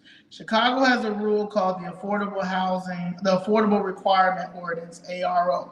Basically, it says if a developer builds 10 or more apartments, 20% must be affordable for 30 years. Sounds good on paper, right? But here's the problem. It's not working for most Black families. The real impact on the Black community. Not enough affordable units. Since 2003, only 2,798 affordable units were built through this program. That's tiny compared to how many people need affordable housing in Chicago. Mind you, we're the third largest city in the country. Hurts big projects. Developers avoid building bigger buildings because the 20% rule makes it harder to make money. So fewer apartments are built overall. Less housing means prices go up for everyone, including middle-class Black families trying to get into a home or apartment. when affordable units are built, they're not mostly in expensive neighborhoods, not where most black families live. Oh, sorry. When affordable units are built, they're mostly in expensive neighborhoods, not where most black families live. So even when the city builds affordable housing, which is a trigger word, which is racket, it doesn't reach the communities that need it most. Costs go up. Fewer apartments equal higher rents and home prices. Even if you make a little more money, you're still paying more for a place to live. And they try to use that when we're down there in City Hall, they always try to use it under the black plight. For affordable homes for what they say, the marginalized community and the people of color. Yeah. They always try to use, but we the ones who won't be able to afford it. They try to use that for everything they want to push that they know is not going to benefit us. But they try to use our plight to push all this garbage. The biggest scam ever, Michael. It's the biggest scam. You're absolutely right. And you should see it, them white liberals down there. Yeah. Talking about, it's sick. It's sick. So what can be done? Get rid of the ARO by 2026. Let developers build more housing and see if prices go down. Lower the affordable requirement, maybe 10% instead of 20%, so developers still build.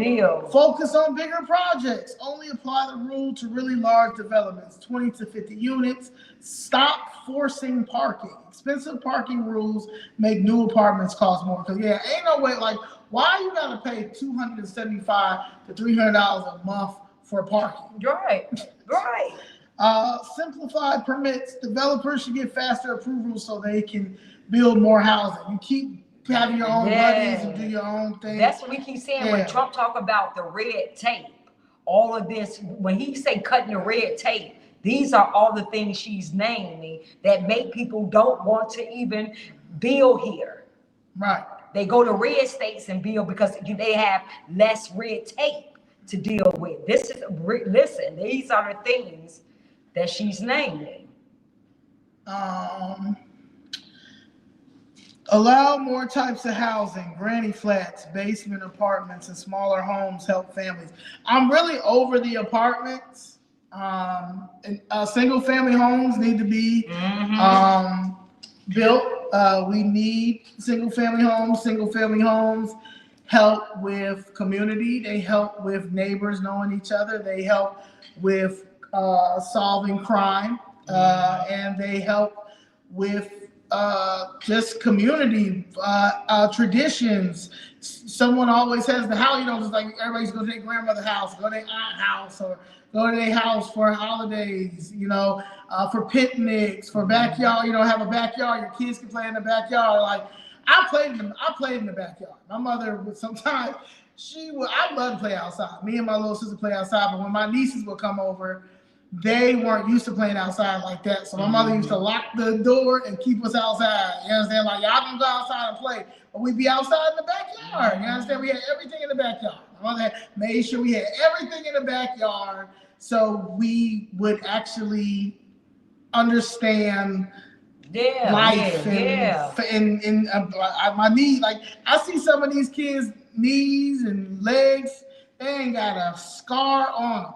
You understand? They don't even go outside. All they do is play video games, be on their phone like this. They zombies. Social media zombies. They're video game zombies. They don't. It's bad. And it's investment, y'all. You gotta understand. It's investment. When you own stuff, when you own something, you're going to take care of it. You are going to cut your grass. You are going to make sure when you are paying for a mortgage and things, and it's your house, you are going to paint your fence. You are going to have a sense of pride when you look out and see your yard. And then you're going to want somebody else who stay next to you to keep their yard up and things. It's just when you don't own nothing, you don't care about anything. When you own and paying these things, you care about it. And it's an investment. You can always go back and refinance. You can always get money back. for those things. If you want to sell your house, you can get more money. So you can't do that with a Section 8 voucher. You can't do that with an apartment. Right. So this is teaching people how to, I mean, we don't want to get in a society like George Orwell said in 1984, you will own nothing but be happy. And he told us don't let it happen, because this is the government, this is what they're trying to do. Right. This is not what we want to allow. Okay. Right. Well, yeah, and that's true. You know, when you move into them condos and them apartments, they want you to pay for the party room. They want you to pay. You gotta pay for this. You gotta pay for that. It's just it's dumb. Like, it doesn't make any sense how they try to control you. They give you rules and regulations and condos and apartments. The condo association fees is a scam, and the housing association, them HOAs is a scam too. And honestly, you could sue for them. You know, that's a whole nother story, and we'll talk about that another time. But yeah, so that's so I'm the affordable housing stuff is done. Why Black Chicagoans should care. Right now, the system doesn't work for us. High rents and fewer apartments mean less choice for families. Developers avoid building in Black neighborhoods because of the rules. Affordable housing ends up in neighborhoods we might not even be able to move into. The solution isn't just build more affordable housing. It's fix the rules that make it harder to build in the first place. Right. More housing, more choice, and lower costs mean more Black families can stay in their communities and build well. Mm-hmm. That's the problem. That's what we're missing. Right. That's the biggest thing. And we keep saying Chicago has a healthy segregation. It really do. You can't, it's just what it is. Right. So you can't get mad because people are saying, hey, everybody else can build in their community. Everybody else can have businesses in their community, but we can't. Right. But yet, when you don't invest in these communities, now you got higher crime. You have higher things because it don't just stop in our community, it spills over into every community. Now you have crime everywhere, businesses leaving downtown because crime is spreading downtown. So it's spreading up north. They are right now up north. The people are experiencing where they're being robbed. And because people know that they're not having money on them, they're making it where they have to go into their Zelle account. They're making them go into their phones, transfer their money into their bank account. So they got a gun to your head, go into your Zelle. You go into your Zelle and they say transfer this Zelle, your money to this number, and they're doing that. And now they get in their car driving away. That's how they're robbing you now. So it don't stop. It's just, hey, if we don't get it together, we don't make Chicago great for everybody. You can think that you can just keep neglecting our community, but it's a cancer. And it's going to spread everywhere. Now you see the businesses are leaving Chicago. Now you see the river north are being hit with crime. Hey, we got to do something about this. And the leadership don't care. The leadership don't care. They want us to kill each other and die out and steal money and bring in the new people. They don't care. They have counted us out. They've counted us out. And you see that they've counted us out. They're deliberately ignoring us.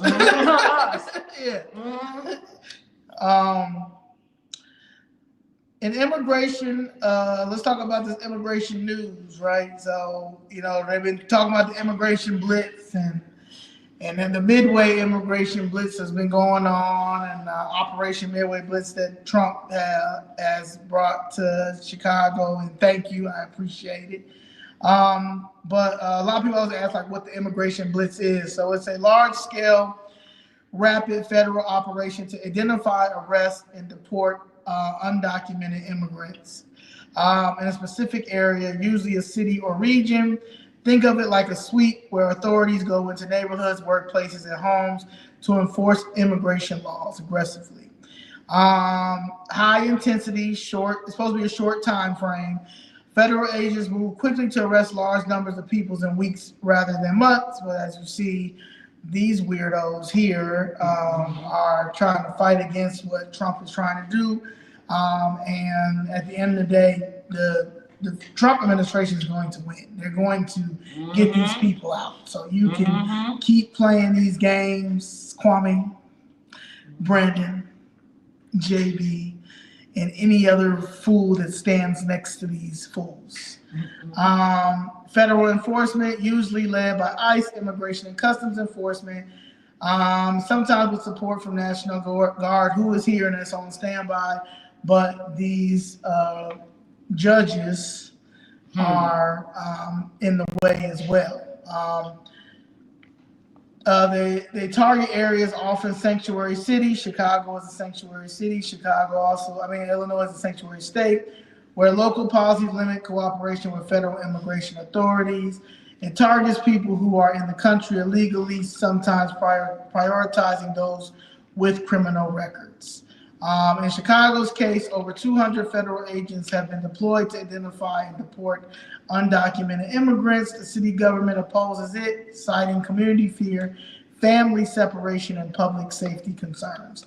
Matter of fact, the families are all going together, so I don't know what the separation is. And my thing is, if they separated one and they're going back to wherever they're going, you too can get a flight and $1,000 to join your family back to your country. And let me say this because I'm tired of the fake news putting this garbage out. I warned y'all on my channel before this started. I warned y'all, and I told y'all to stay strong, don't fall for this. I told you the fake news was just gonna show a little girl crying. They're gonna show a mother act like she just at a school doing something. That's the only thing they're gonna show you to get you to cry and feel sorry. And you see they're doing it now. Now, they're not telling you that it was one lady said that she got arrested in front of at a school, and in front of kids, and they're so devastated and had teachers talking. Now, they didn't tell you that this lady drove miles. When the ICE officers, she drove, tried to stop her, she drove miles and stopped in front of the school and did all this. They didn't show you that. So this is what you all have to understand.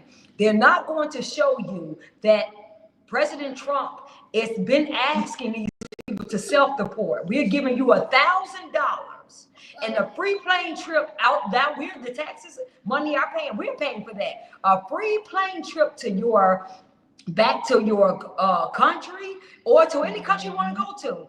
Your whole family can go, and then you will have a chance to come back the right way. Now, skip all of that. The media don't want to tell you that. These people are saying, skip all of that. I'm going to take my chances with ICE. So when you say, skip all of that, I'm going to take my chances with ICE, then you're going to do just that. So when ICE catch you, don't cry. Don't boo-hoo, whine, cry, and things like that. Just say, okay, ICE, you called me. But they want us to feel sorry. Now, you tell me, when you American citizen, do you get the option when you commit a crime to get $1,000 and go be sent anywhere you want to go to? Do you get that option? No, you don't. And then when the police do catch up with you, let's just say they got to chase you and they manhandle you. Do you get the sympathetic ear of the eye of the press where they're crying for you and boo-hoo, whining, crying for you? No, they're gonna say, hey, this criminal was arrested and he's locked up. Thank God. That's all you're gonna get. And if your kid out there crying, they're gonna take your kid to DCFS, and it's gonna be that. But they want you to somehow feel sorry for people who broke the law to get here, who had a chance to say, hey, okay, I broke the law, and I'm giving the chance to go back. Man, you back to my country, not back to the country that I was born and raised in. It's just like me going to Mexico. And Mexico saying, hey, Danielle, I'm going to let you and your kids and your husband, I'm going to give you $1,000 and a free ride back to the south side of Chicago. And I say no. And then when the Mexican, now when they catch me and they ship me back to the south side of Chicago where I'm from, you got everybody crying. No, you're going back to where you came from. And they want us to somehow, as American citizens, cry because they show us this little stuff about a woman getting ice taking her and a kid crying. No, go back and come back the right way. Because if you decide, don't come back at all. Don't come back. But if you decide to be a fugitive and ICE have to find you, then hey, whatever happens, at least you going back to your country. But you just had now ICE had to go find you in the street. So, oh well. I mean, how is that even hard for us to accept? Right. Somehow for American citizens, we don't care. Hey, it's just what it is. But somehow you're gonna allow the media to make you feel sorry for somebody who have options. We don't even have options. They just think I'm going to jail. Yeah, but they're gonna have the black people too. So good luck. That's why we gotta block you. Okay. Because you're slow. Yeah, because you slow. Yeah. And they should have you. Yeah, we slow. They should have you. You should be the black person that ICE take first and deport you to Stupidville. Yeah. They need to deport you to somebody to say a dunce. Well, you need to sit in the corner and say a dunce hat. Bring the dunce hat back and deport you to that dunce hat corner. Those are the people right there that they need to deport back to wherever, to the corner, the dunce hat corner. Mm-hmm. Retarded corner. Because I'm tired of people like that. Chicago is under attack. And I'm not just talking about gangs. I'm talking about Biden letting thousands of undocumented immigrants into our city without any plan. These people who are supposed to be protecting citizens, they failed us. Basically, low-income working-class neighborhoods in our black communities are paying the price. Jobs are hard to find, housing is tighter, schools and social services are stretched to the breaking point, and fear is everywhere. Citizens don't even report crimes because they're afraid of who's next. This isn't theory, it's our everyday reality. And that's it. And let me tell you something. We can call the police. And I don't know if it's the dispatch system that is not getting through to the police because they never come out when they're supposed to come out. But the police don't even come out for us. Sure don't. I called the police with that accident. It was 10, 15 minutes, and the girl said she'd been waiting. I called again. First of all, guys, it took about 20 rings for the 911 to even answer. I couldn't believe it. How is it that it's going to take that long? Usually, back in the day, 911, one ring and 911. I was like, it's like calling like your friend. They go,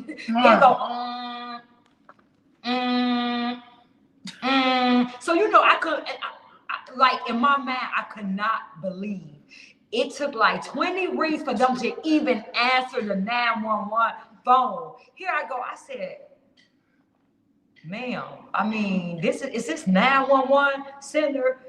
Yes. She said, yes. I said, okay, well, let me because I couldn't believe, first of all, I was calling 911 because it took that long. But yet and still, now I said, hey, ma'am, it's an accident. The guy, he's trying to get away. He was a legal alien. The young lady tried to call. She said it's been 15 minutes since she's been waiting. And this, I explained to her, and she rude on the phone. And man, I'm like, hold on. And we were trying to get somebody out there and this and that. Just rude. Guys, it's that bad. So if you need help from the police, they are not coming like that. I remember, I want to say 7 months ago, I called the police and I told them that someone was outside of my house. I didn't know, who it was and things like that. Someone was outside of my house. Guys, I had to call 3 times and they still didn't show up, never showed up. And this is what we're already down thousands of police officers and they didn't show up. So I'm telling you, this is bad. All while Brandon Johnson had 150 police police details where we're spending millions on that police detail. Now he's the one protected while we're out here on our own, fending for our own selves. They do not, the 911, they're not coming. I'm telling you. It's bad out here in Chicago. So we're now talking about the public safety crisis. We're now talking about the illegal alien because they are protecting them. Y'all, they're showing us every day in our faces that they care nothing about the citizens. They're showing us who they're fighting for. And it's for illegal alien criminals. And they're protecting the protesters, the paid Antifa, ICE terrorists. They're protecting them because they're told to stand down. They're not allowing the police to even arrest them. This is sickening. Anytime you have a party that's allowing lawlessness, chaos, and people to do the things that they're doing to law enforcement and not be held accountable, this is what we are. If we keep electing these people, and Brandon Johnson told you how he felt about the police, and how is this man going to say the police is sick, the sickness, while having the police, all these police people protecting him? And we're going to allow him to sit here in our faces. We're paying for that police detail that he had. To sit in our faces, tell us that the police is a sickness and how he wanted to defund the police, while utilizing the very same police to protect his family. And this is what we are going to keep allowing to happen in our communities, in our city, by these people who we pay their salaries to represent us, yet they show us every day in our faces that they care nothing about us. And this is what we keep allowing. It's sad. And it's not, I would just even venture to say, it's not even on them, because they only can do what we allow them to do. It's not even on them. It's really on us. It shows how pathetic we are. Because they're only doing what they're allowed to do. They're getting paid. They're getting richer from this. So I can see how they're doing it because it benefits them. But for us to even allow this with no benefit on our part, that's the sad part. That's showing us, that's really who, it's just showing us how bad we are. How bad we are. We bad. It's sickening. So Trump's the reason why Trump's immigration blitz is necessary. Federal agents are finally enforcing the law. Mass arrests and deportations may be unpopular with some politicians, but they protect American citizens first. They uphold the law, reduce pressure on our neighborhoods, and send a clear message: illegal entry has consequences. Sanctuary cities like Chicago can continue ignoring federal law, and sanctuary cities like Chicago can't continue ignoring federal law and expect citizens to suffer in silence. Biden opened the door. Trump is trying to fix the mess, and Chicagoans, hardworking, law-abiding Americans deserve to come first. It's time to put citizens over politics and restore safety and fairness in our city. And that's basically what that's not hard. You know what I'm saying? Like for the fact that that they're not working with the Trump administration is not because what he's doing is wrong. They just hate him. They just hate him. They just hate him. That's just the plan. The plan messed up because it folded because she was Kamala was supposed to be in there. Same exact thing with Hillary. You understand? They thought Hillary had it. You understand? They thought Hillary had it. It was about to be all the first moment. They went to Susan B. Anthony Graves. They just thought they had it. And the same thing it fumbled. You understand? So they're pissed off. It's not. So it could have been anybody but him. Anybody but Trump. Yeah. Anybody but Trump. And so they knew. And now, think about it, guys. Now, Trump got in, right? But they were supposed to take over these 3 major cities, because once the 3 major cities were taken over, America falls, right? Because we are the central place, Chicago, the central place. So now you have Chicago plus red fighting to establish now. So now Trump is in office. That was one blow to them. Right. But then it was supposed to, take over the 3 major cities. California was taken, New York was taken, and Chicago was for the last place. And now they was never expecting Chicago plus red, or Miss Jessica and Zoe, and before then, to do what they did, Chicago plus red to establish. And now we fight the 3rd largest city. We fight the fight to save the 3rd largest city that they thought it was going to take. So it's 2 major blows that they never expected that's happening simultaneously together. So you got to understand what's happening. If we do this, that's why I keep saying, if we can do this, God is giving us this rare chance, guys, to get out of this, because this never happened. Like it never happened before, where Chicago says that it's doing what they're doing. Y'all, these people are mad. It's serious. That's why we keep saying, y'all, this is a spiritual battle. We have to just, this is like a David and Goliath moment.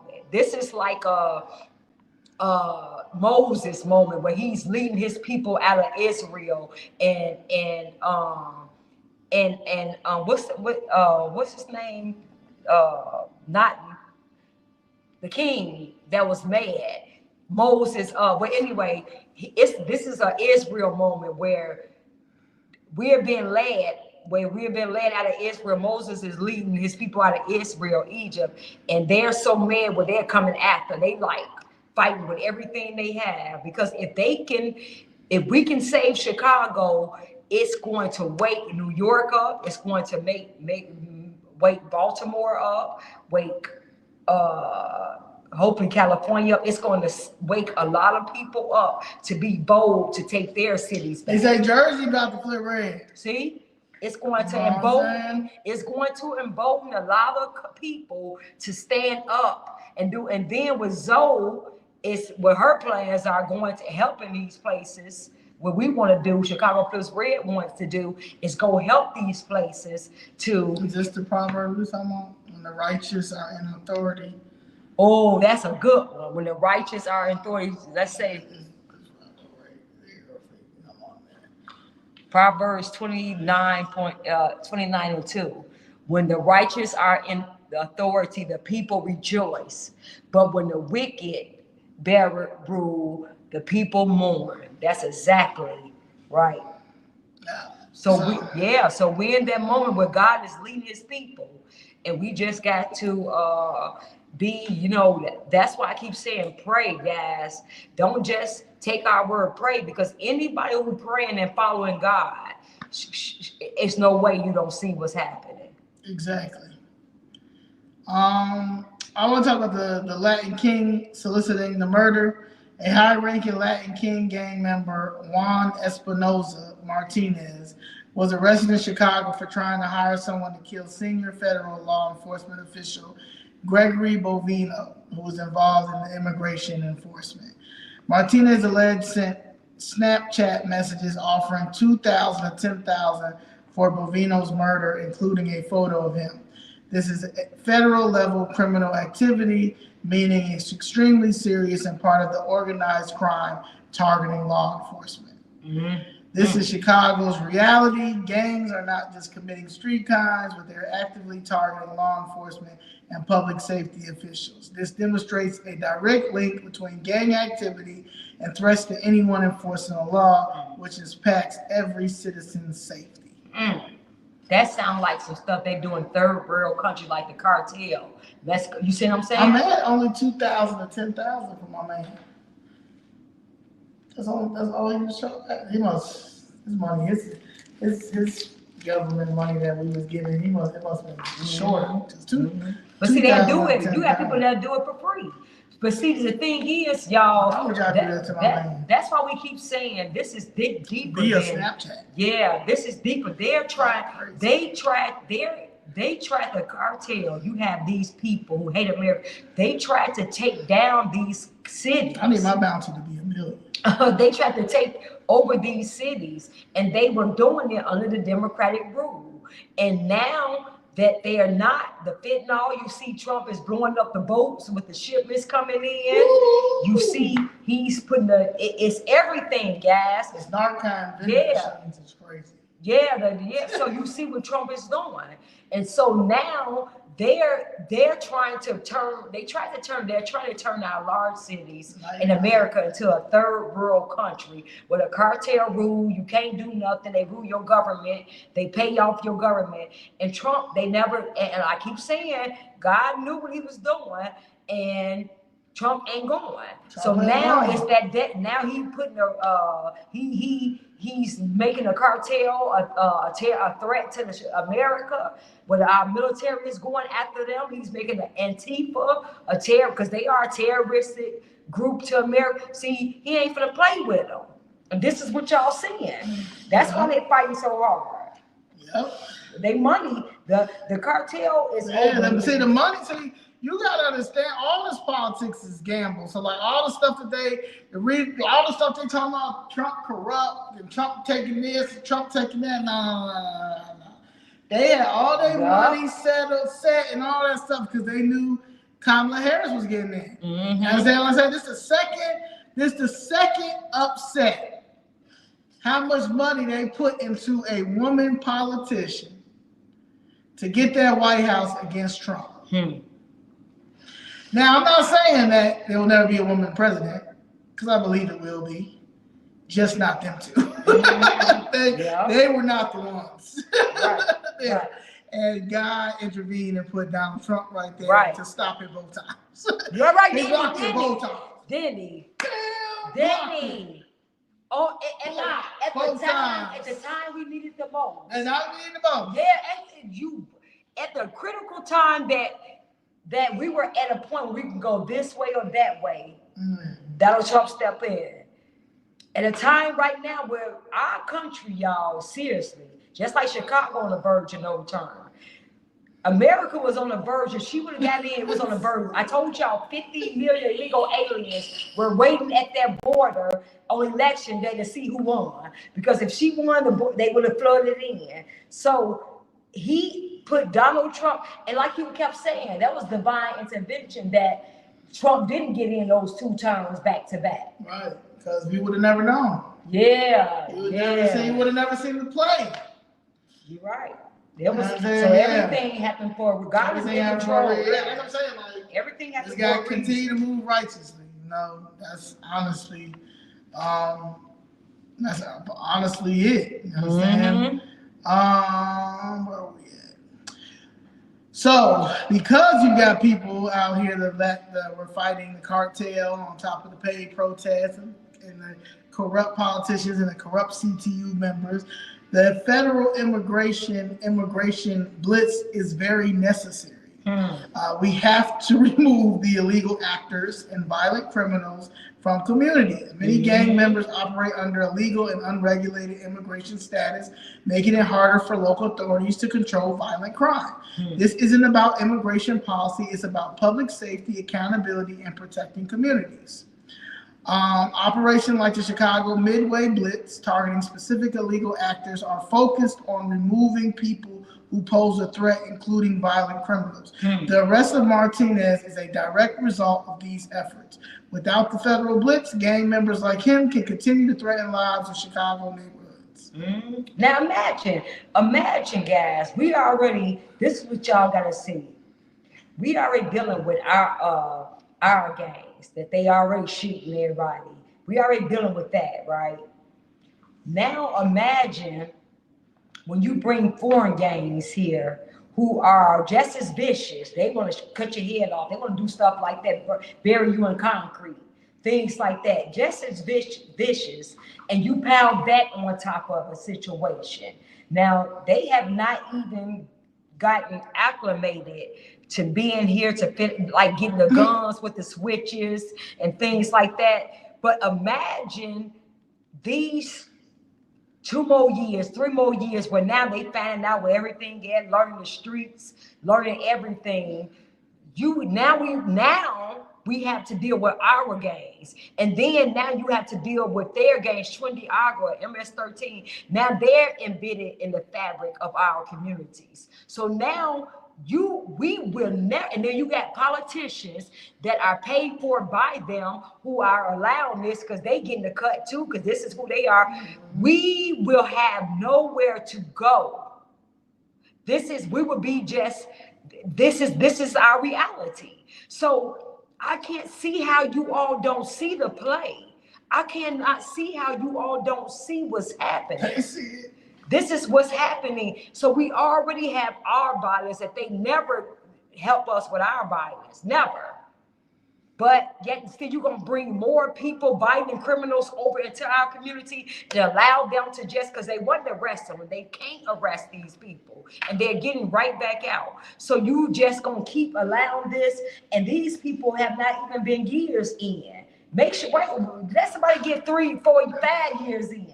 Man, but now they got switches and drums like our kids got. Right. It's over, man. It's over. They took that cartel money.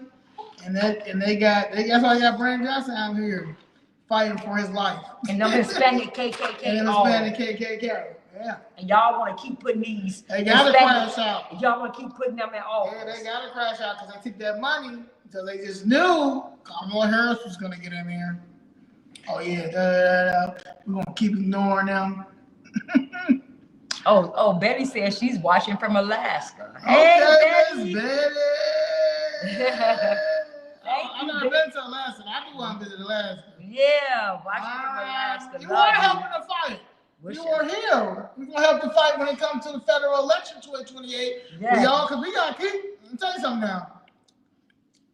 A Democrat can never go back to that White House. Never. A Democrat can never go back to that White House, and no Republican that is a rhino can go back there either. So that's gonna be a MAGA, Chicago flips red. What did Dave do? Chicago flips red, MAGA Kirk, Chicago flips red, Freeman. Yeah. If they try to do any black, if they don't let them Democrats talk about the first black nothing. Yeah. No. It can't, if you are not, because it's America first. They'll put us first, America first. They'll put a trans Mexican robot that identifies as a pig. Yup. As the first president of the United States of America on the Democratic side. They're weird. Too weird. Too weird for us. So yes, Miss Betty. So to get game on. We cannot ever let the Democrats get that White House again. So yes, you are helping with the fight. In the House, y'all, because you know the House, election, they try and take over the midterm. And if you need any help, Miss Betty, with who you got to vote for in Alaska, I'll help you. I'll do the research with you, and we can figure it out. For the U.S., y'all got the 2 years for every U.S. senator. And then what else you guys have? You got the state representatives. Yeah, we got to make sure your city they never council. Take the House. So and stuff back. So you're helping. You're Yeah, helping. these people are sick. And And especially while we're going through this right now with this voting scam and this illegal immigration crisis, we got to make sure we have people that's strong. Rural Indiana, okay. Oh, we got rural Indiana. All right, so Baltimore. Yeah, someone was telling me about Brandon Scott and that $160,000 car. Yeah. He said he need, but the crime is down. Mm-hmm. Yeah, we got to get rid of all these clowns. Yeah, so we got this. This is we the people. This is our group. We are these MAGA, Chicago Fifth Red, Freeman family, American patriots, conservative independents. We run this. Yep. It's sponsored by us, the people, the tax dollars. the people who do not have a vendetta against America, the immigrants who came over here to assimilate to the American culture and loves America and wants to continue to see America strive. Yeah, that's what it is. Yes, okay. Because we got some real losers. I'm telling you, a lot of these people, these politicians that are in office, like Brandon Johnson, he was a loser his whole life. You know what I'm saying? Like he was locking arms. Oh yeah, he was a just looking crazy. He was a real. He's never got this type of action. Okay, Ohio. Oh, Ohio in the house. Ohio. James. Okay, James. Bunnell, yeah, from Ohio. Okay. Thanks. Why local leaders haven't highlighted this? Now, no local leaders. Now, they've been online every week talking about they will fight Trump and Trump has to come through Pritzker and we're doing ice-free zone parties, signage and stuff. But when it comes to this,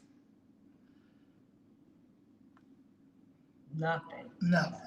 Somebody said, well, there'll be a protest in support of ICE.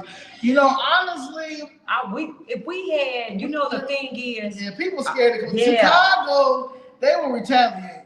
They will retaliate, and these people are not ready. I feel like I think it can happen, but it just has to be organized in a way. But honestly, people want to come out. Yeah, because I was scared to come out. Yeah, people are scared to come out. I would love to have. Yeah, because these are paid. I'm not paying millions of dollars. I don't have it, but even if I did have it, or even to get it, I wouldn't pay people to come out. These people that they're not out here because, like the civil rights movement, those people were out there they were doing their sit-ins, they were boycotting, they were doing it. They weren't in the streets marching. They decided that they were going to separate. You're not going to disrespect us. You're not going to continue to use this segregation and hurt us and harm us and harm you. So what we're going to do is we're going to separate and we're going to do our own thing. And that is something that we can do now. Honestly, that's one of the best things that we can do, because a lot of these, George Floyd, that was paid. You know what I'm saying? A lot of them things were paid. A lot of these protests were paid. We need to boycott anybody that has any of them ice-free zone posters up. We should not patronize any of their businesses on the south side, west side, Pilsen, north side, downtown, Lincoln Park. If any of those people have those, we shouldn't patronize. If you see anybody that is for them attacking these ICE and all this stuff, don't patronize them. Register to vote as a Republican. That's what y'all can do. Let me tell y'all how y'all do it. Yeah. Every time Brandon Johnson, this is how we can do it. Every time Brandon Johnson and Pritzker sign an executive order, do like he did ice-free zones, we should have so many Republican voters registration coming back. Every time they see this, this is how you got to show them. You got to show them with how you're going to vote and how you're going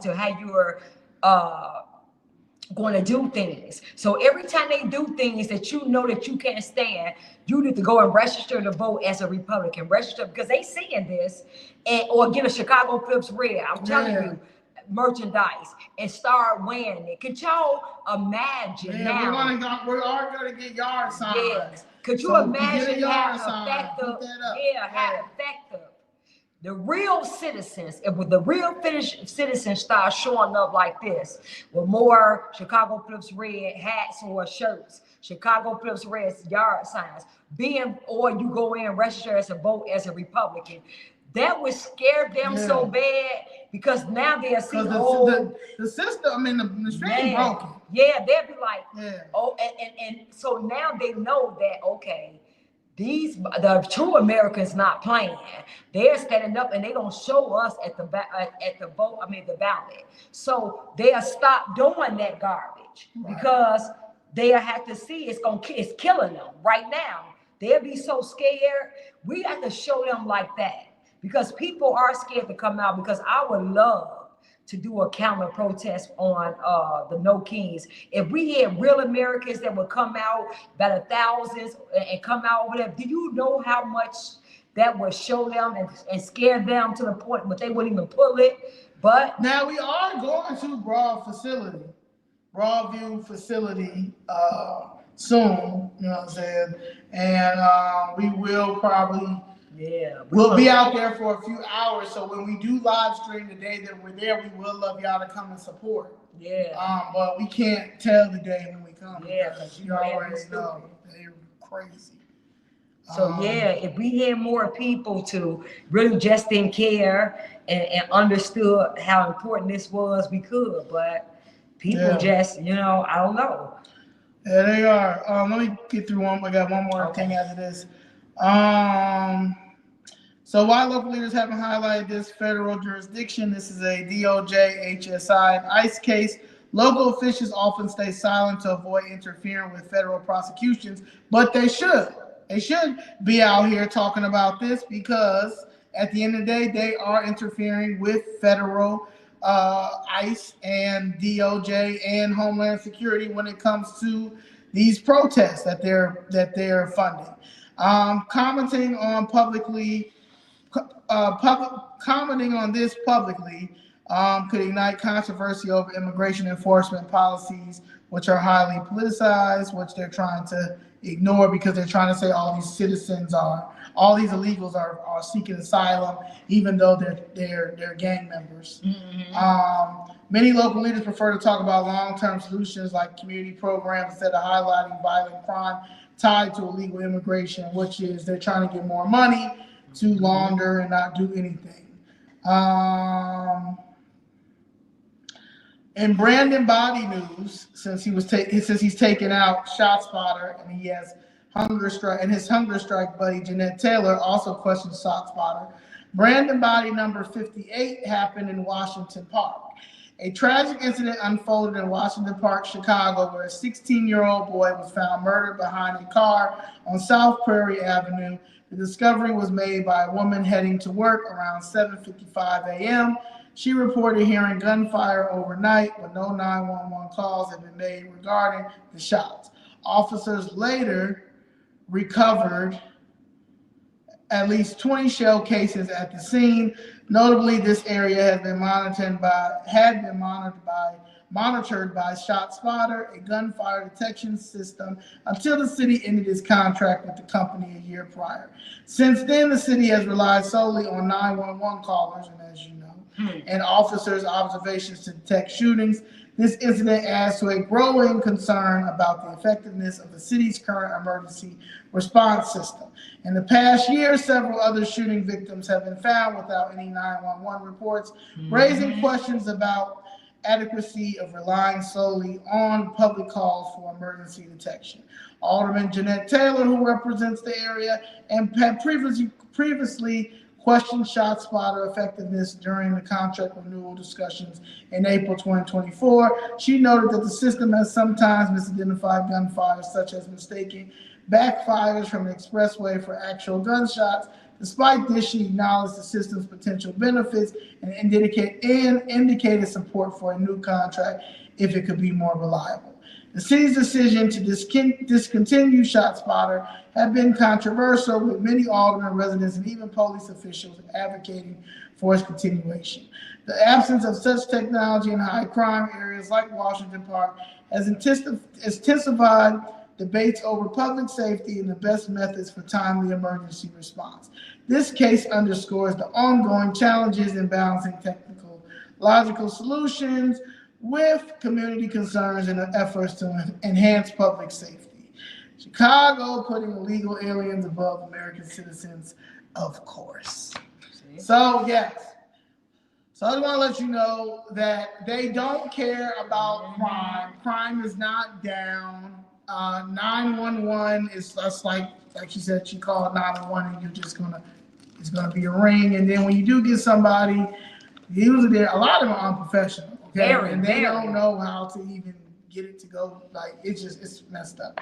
And it just needs to be a revamp. And all these people need to be removed or out of office because there's no saving this leadership. A lot of times they don't care about what's happening, us killing each other, because they're trying to take, it's a faster way for them to take our communities away from us, gentrify it, push us out, because they have bigger plans that they thought that we're not involved in with our tax dollars. So they don't want to fix it up. They don't want to stop the crime. They want to make this bigger than what it is when it comes to fighting for illegals, which doesn't make any sense, because you've got people right here in the city of Chicago that need your help, and you're ignoring that. So at this point, the best thing is to register to vote. To do your own research. Mainstream media is going to push the narrative that they're going to say Tribe is another, not Chicago Tribune, it's Tribe.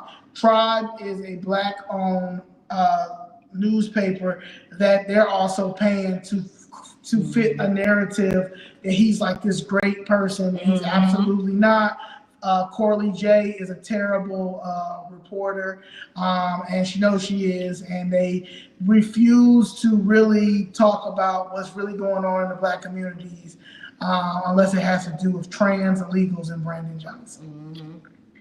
Because they're trying to get his approval rating up. Yeah, because he's going to run for office again, and he probably doesn't want to, but he has to. Because at the end of the day, he got himself in this mess. They all got themselves in this mess. And then this right here is their. They're going to try to push they're going to try to act like give you a moderate Democrat, acting like they're not for this anybody. They're going to lie, like Brandon Johnson lied. Y'all, you can't fall for the. What's up, Pittsburgh? We can't fall for it no more. I'm telling you. Chicago is on the verge of no return. Brandon Johnson told you that. He told at his own mouth. Like it or not, keep the buses coming, Jesse Fuentes. Yeah, we're in that. Like I said, the credit score is at it's terrible. We're bad. We're bad off. We're going over this cliff. If we don't turn, if we don't turn this ship around, y'all, we just gonna go over that cliff. Go over. I ain't going over. I'm saying. Yeah. I ain't going over. I'm gonna tell you right now, I ain't going over the cliff. Now I'm gonna throw the people over the cliff who's trying to mess up our city. Yeah. But I'm not getting over the cliff. Okay. Yeah. I ain't getting over there. But she's right. If we do not start really looking at what's going on, there's a video that I'm going to watch,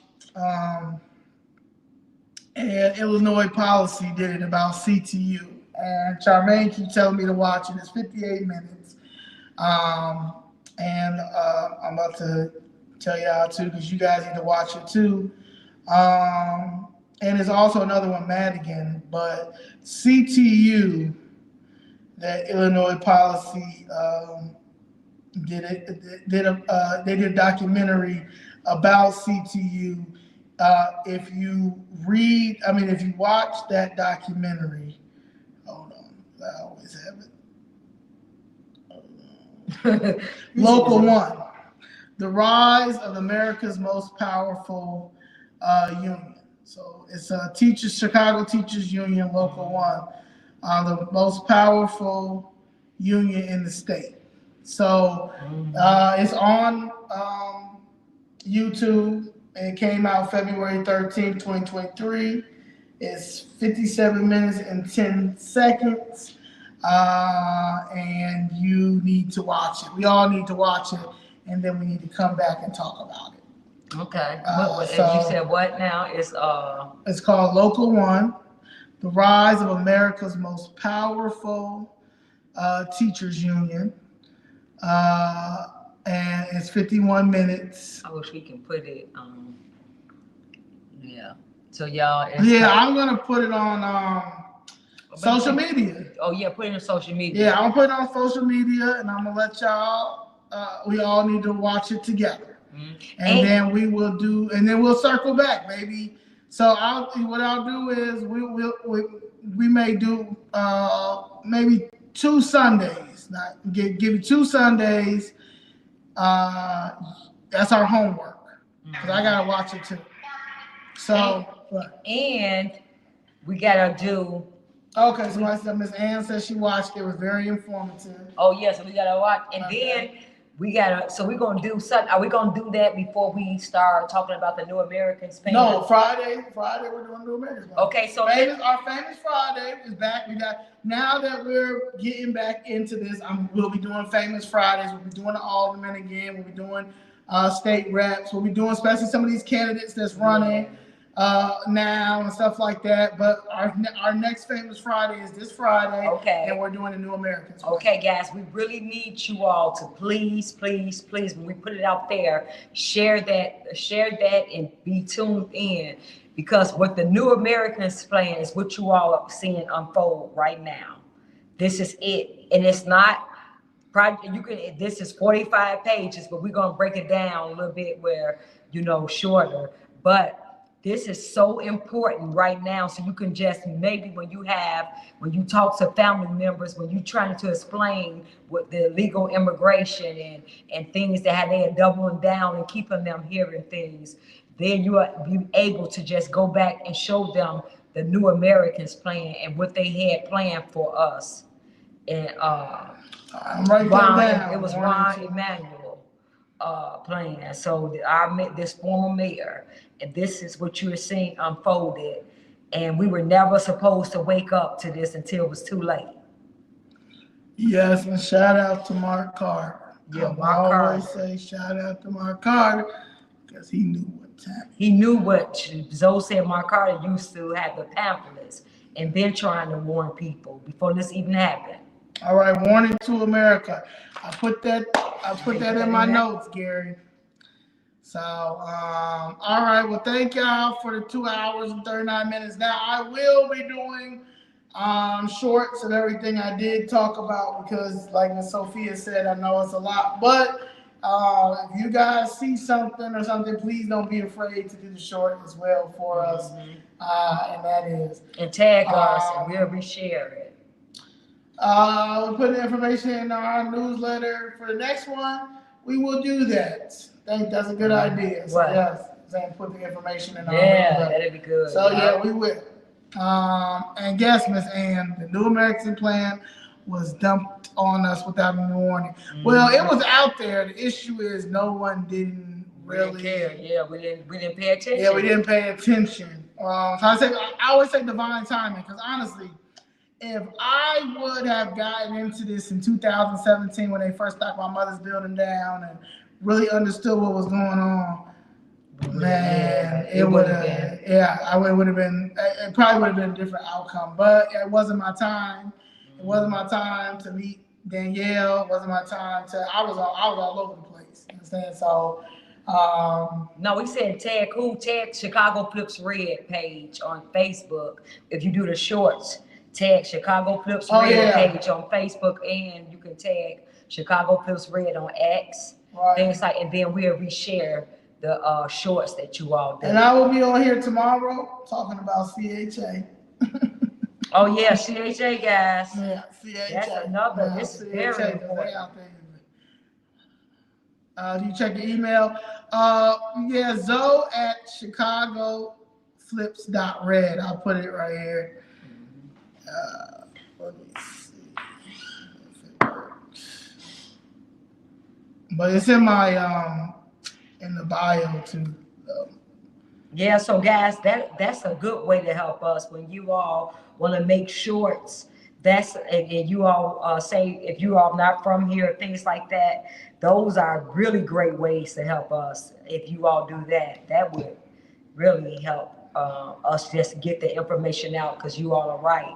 They don't like to watch short attention spans. So those are very good to help us.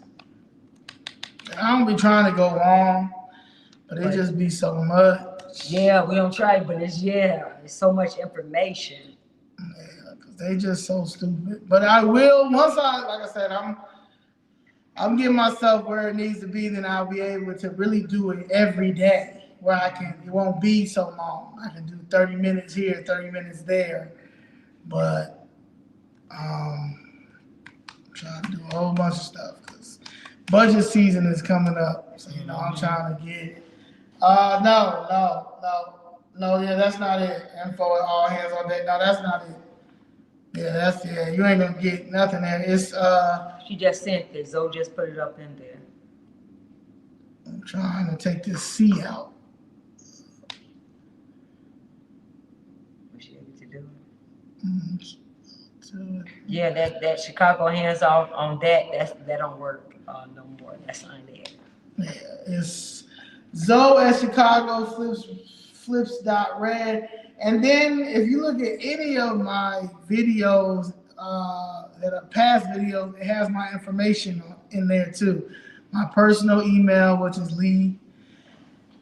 leezoe23@gmail.com. Oh, it's not letting you go and send that yet. It's about to. Oh, okay.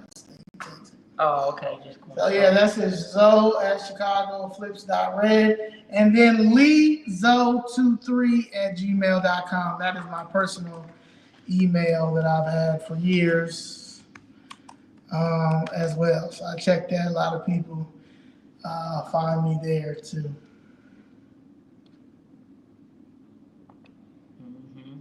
So, well, yeah, that's it. And yeah, but yeah, if you look at any of my past, any of my past videos, all the information is on there too. So I try to make sure they're there as well. Okay, now doing a lot. I put gmail.com and all this stuff when it came out. All right, now always send information to your ex accounts. Yeah, you can always do that too. I always check my ex accounts. Oh yeah, I'm always gonna. I do it myself. So even I personally check them. Danielle personally checks hers on hers. So yeah. I don't really. I gotta start. Oh, okay, I guess you don't. Yeah, on my ex, I gotta really start. I personally do. So. All right, y'all. Thank y'all, and thank you all so much. Yeah. We really appreciate everything you guys are doing and sharing when you all share the lives and things like that. We really appreciate because you all get the information out. So we really appreciate you all family. So it's going to take everybody to save Chicago, Illinois, the country. It's going to take all of us. Yeah, and I refuse to be in a civil war with some Hispanics who are anti-American. Right. I'm not.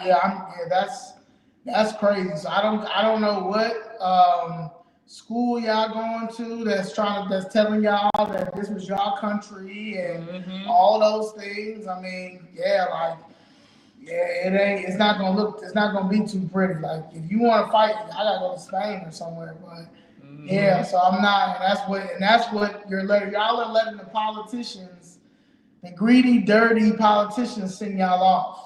Especially the black ones, because they're going to jail. So I don't know what the Hispanic KKK, if they going to jail, but they probably going to jail too. But for sure, the black aldermen, the black politicians, the black pastors, the preachers, the crime prevention, anybody, your faves, judges, Lord, anybody that sold out the black community for this illegal immigration scam is going to jail. Right. So. Right, they definitely going to jail. Yeah. And if because you know what they gonna find out with the Hispanic KKK, if they have been, they going to jail too. A whole entire investigation on everybody, because this is ain't nobody playing this game no more. If you're not from this country and you want to come here and you hate America and Americans, then it's a bad day for you. That's a bad day for you because we got true Americans who are here and who born and raised here, built this country, fought for this country, and you got people who came here legally who love this country, who are standing in solidarity with us. So, and listen, guys, when I say when I'm speaking, understand that I'm not putting legal immigrants in this. And that's why I'm making a clear distinction. When I say illegal aliens, I'm just talking just that, illegal aliens. The legal immigrants that came here legally and did things the right way, I consider them as Americans. So it's the Democrat Party who trying to blur the lines. So they are Americans. Yeah, they like this. Yeah, so when I say Americans, I'm talking about people who are legal immigrants and people who are natives here. Those are who I look at as Americans. Illegal aliens are who when you hear me talking, I'm always addressing. So whoever, if they try to blur the lines, don't let them send you off. Yeah, don't let them send you off. I really don't want them to send you off, because I would hate that for you. I would hate that for you, because they got y'all being out here fighting for no cause. Like y'all really, honestly, that's like us invading y'all country. And just taking over everything. Everywhere you go, we just disrespect, just taking everything. Y'all taking y'all housing, taking y'all jobs, taking the little benefits that y'all have. I mean, taking all the trucks, taking everything, and taking your schooling, forcing them to just taking everything, just going and invading. And flying the USA flags and then burning y'all flags. Burning Mexican flags and the Ecuadorian flags and all y'all flags. And then telling y'all that y'all gotta now speak English. Yeah. Ain't no more Spanish speaking in Mexico. You gotta assimilate to English now. Right. And it's just like that. How would you all feel? And then not only that, we come over there and say, now we finna start a civil war because our ancestors built this country. Right. Man, it's ours. It's our country. Yeah. Y'all be like, if you don't take your, that's how disrespectful it is when you all come here and do that. So you all wouldn't allow it, and I hope y'all really don't think we dumb enough to allow it. Right. It's just that. So that's where we are at. It's nothing about hating people. It don't have anything to do with that. It have things to do with doing things the righteous way and doing things with decent and in order. That's just it. Yeah. So that's where we at. That's where we at. All right, y'all. That's that piece, y'all. Disrespectful. It is. All right. Okay. Yes, that's it. Love y'all. Right. America first, Americans first. Let's go, baby. Right, you can't go there, burn their flags. You don't get free housing. Right. We don't get money for rent. We get locked up. Yeah, they would lock us up. Yeah, I'm just not understanding how weird, how this is backwards and how y'all mad at Donald Trump. Right. Okay. So, good night. Yes, legal versus illegal. Right. Basically. All right, nothing too crazy. Just common sense. Just common sense. Just common sense. Good old common sense. Good old common sense. Good old common sense. Peace. Bye-bye.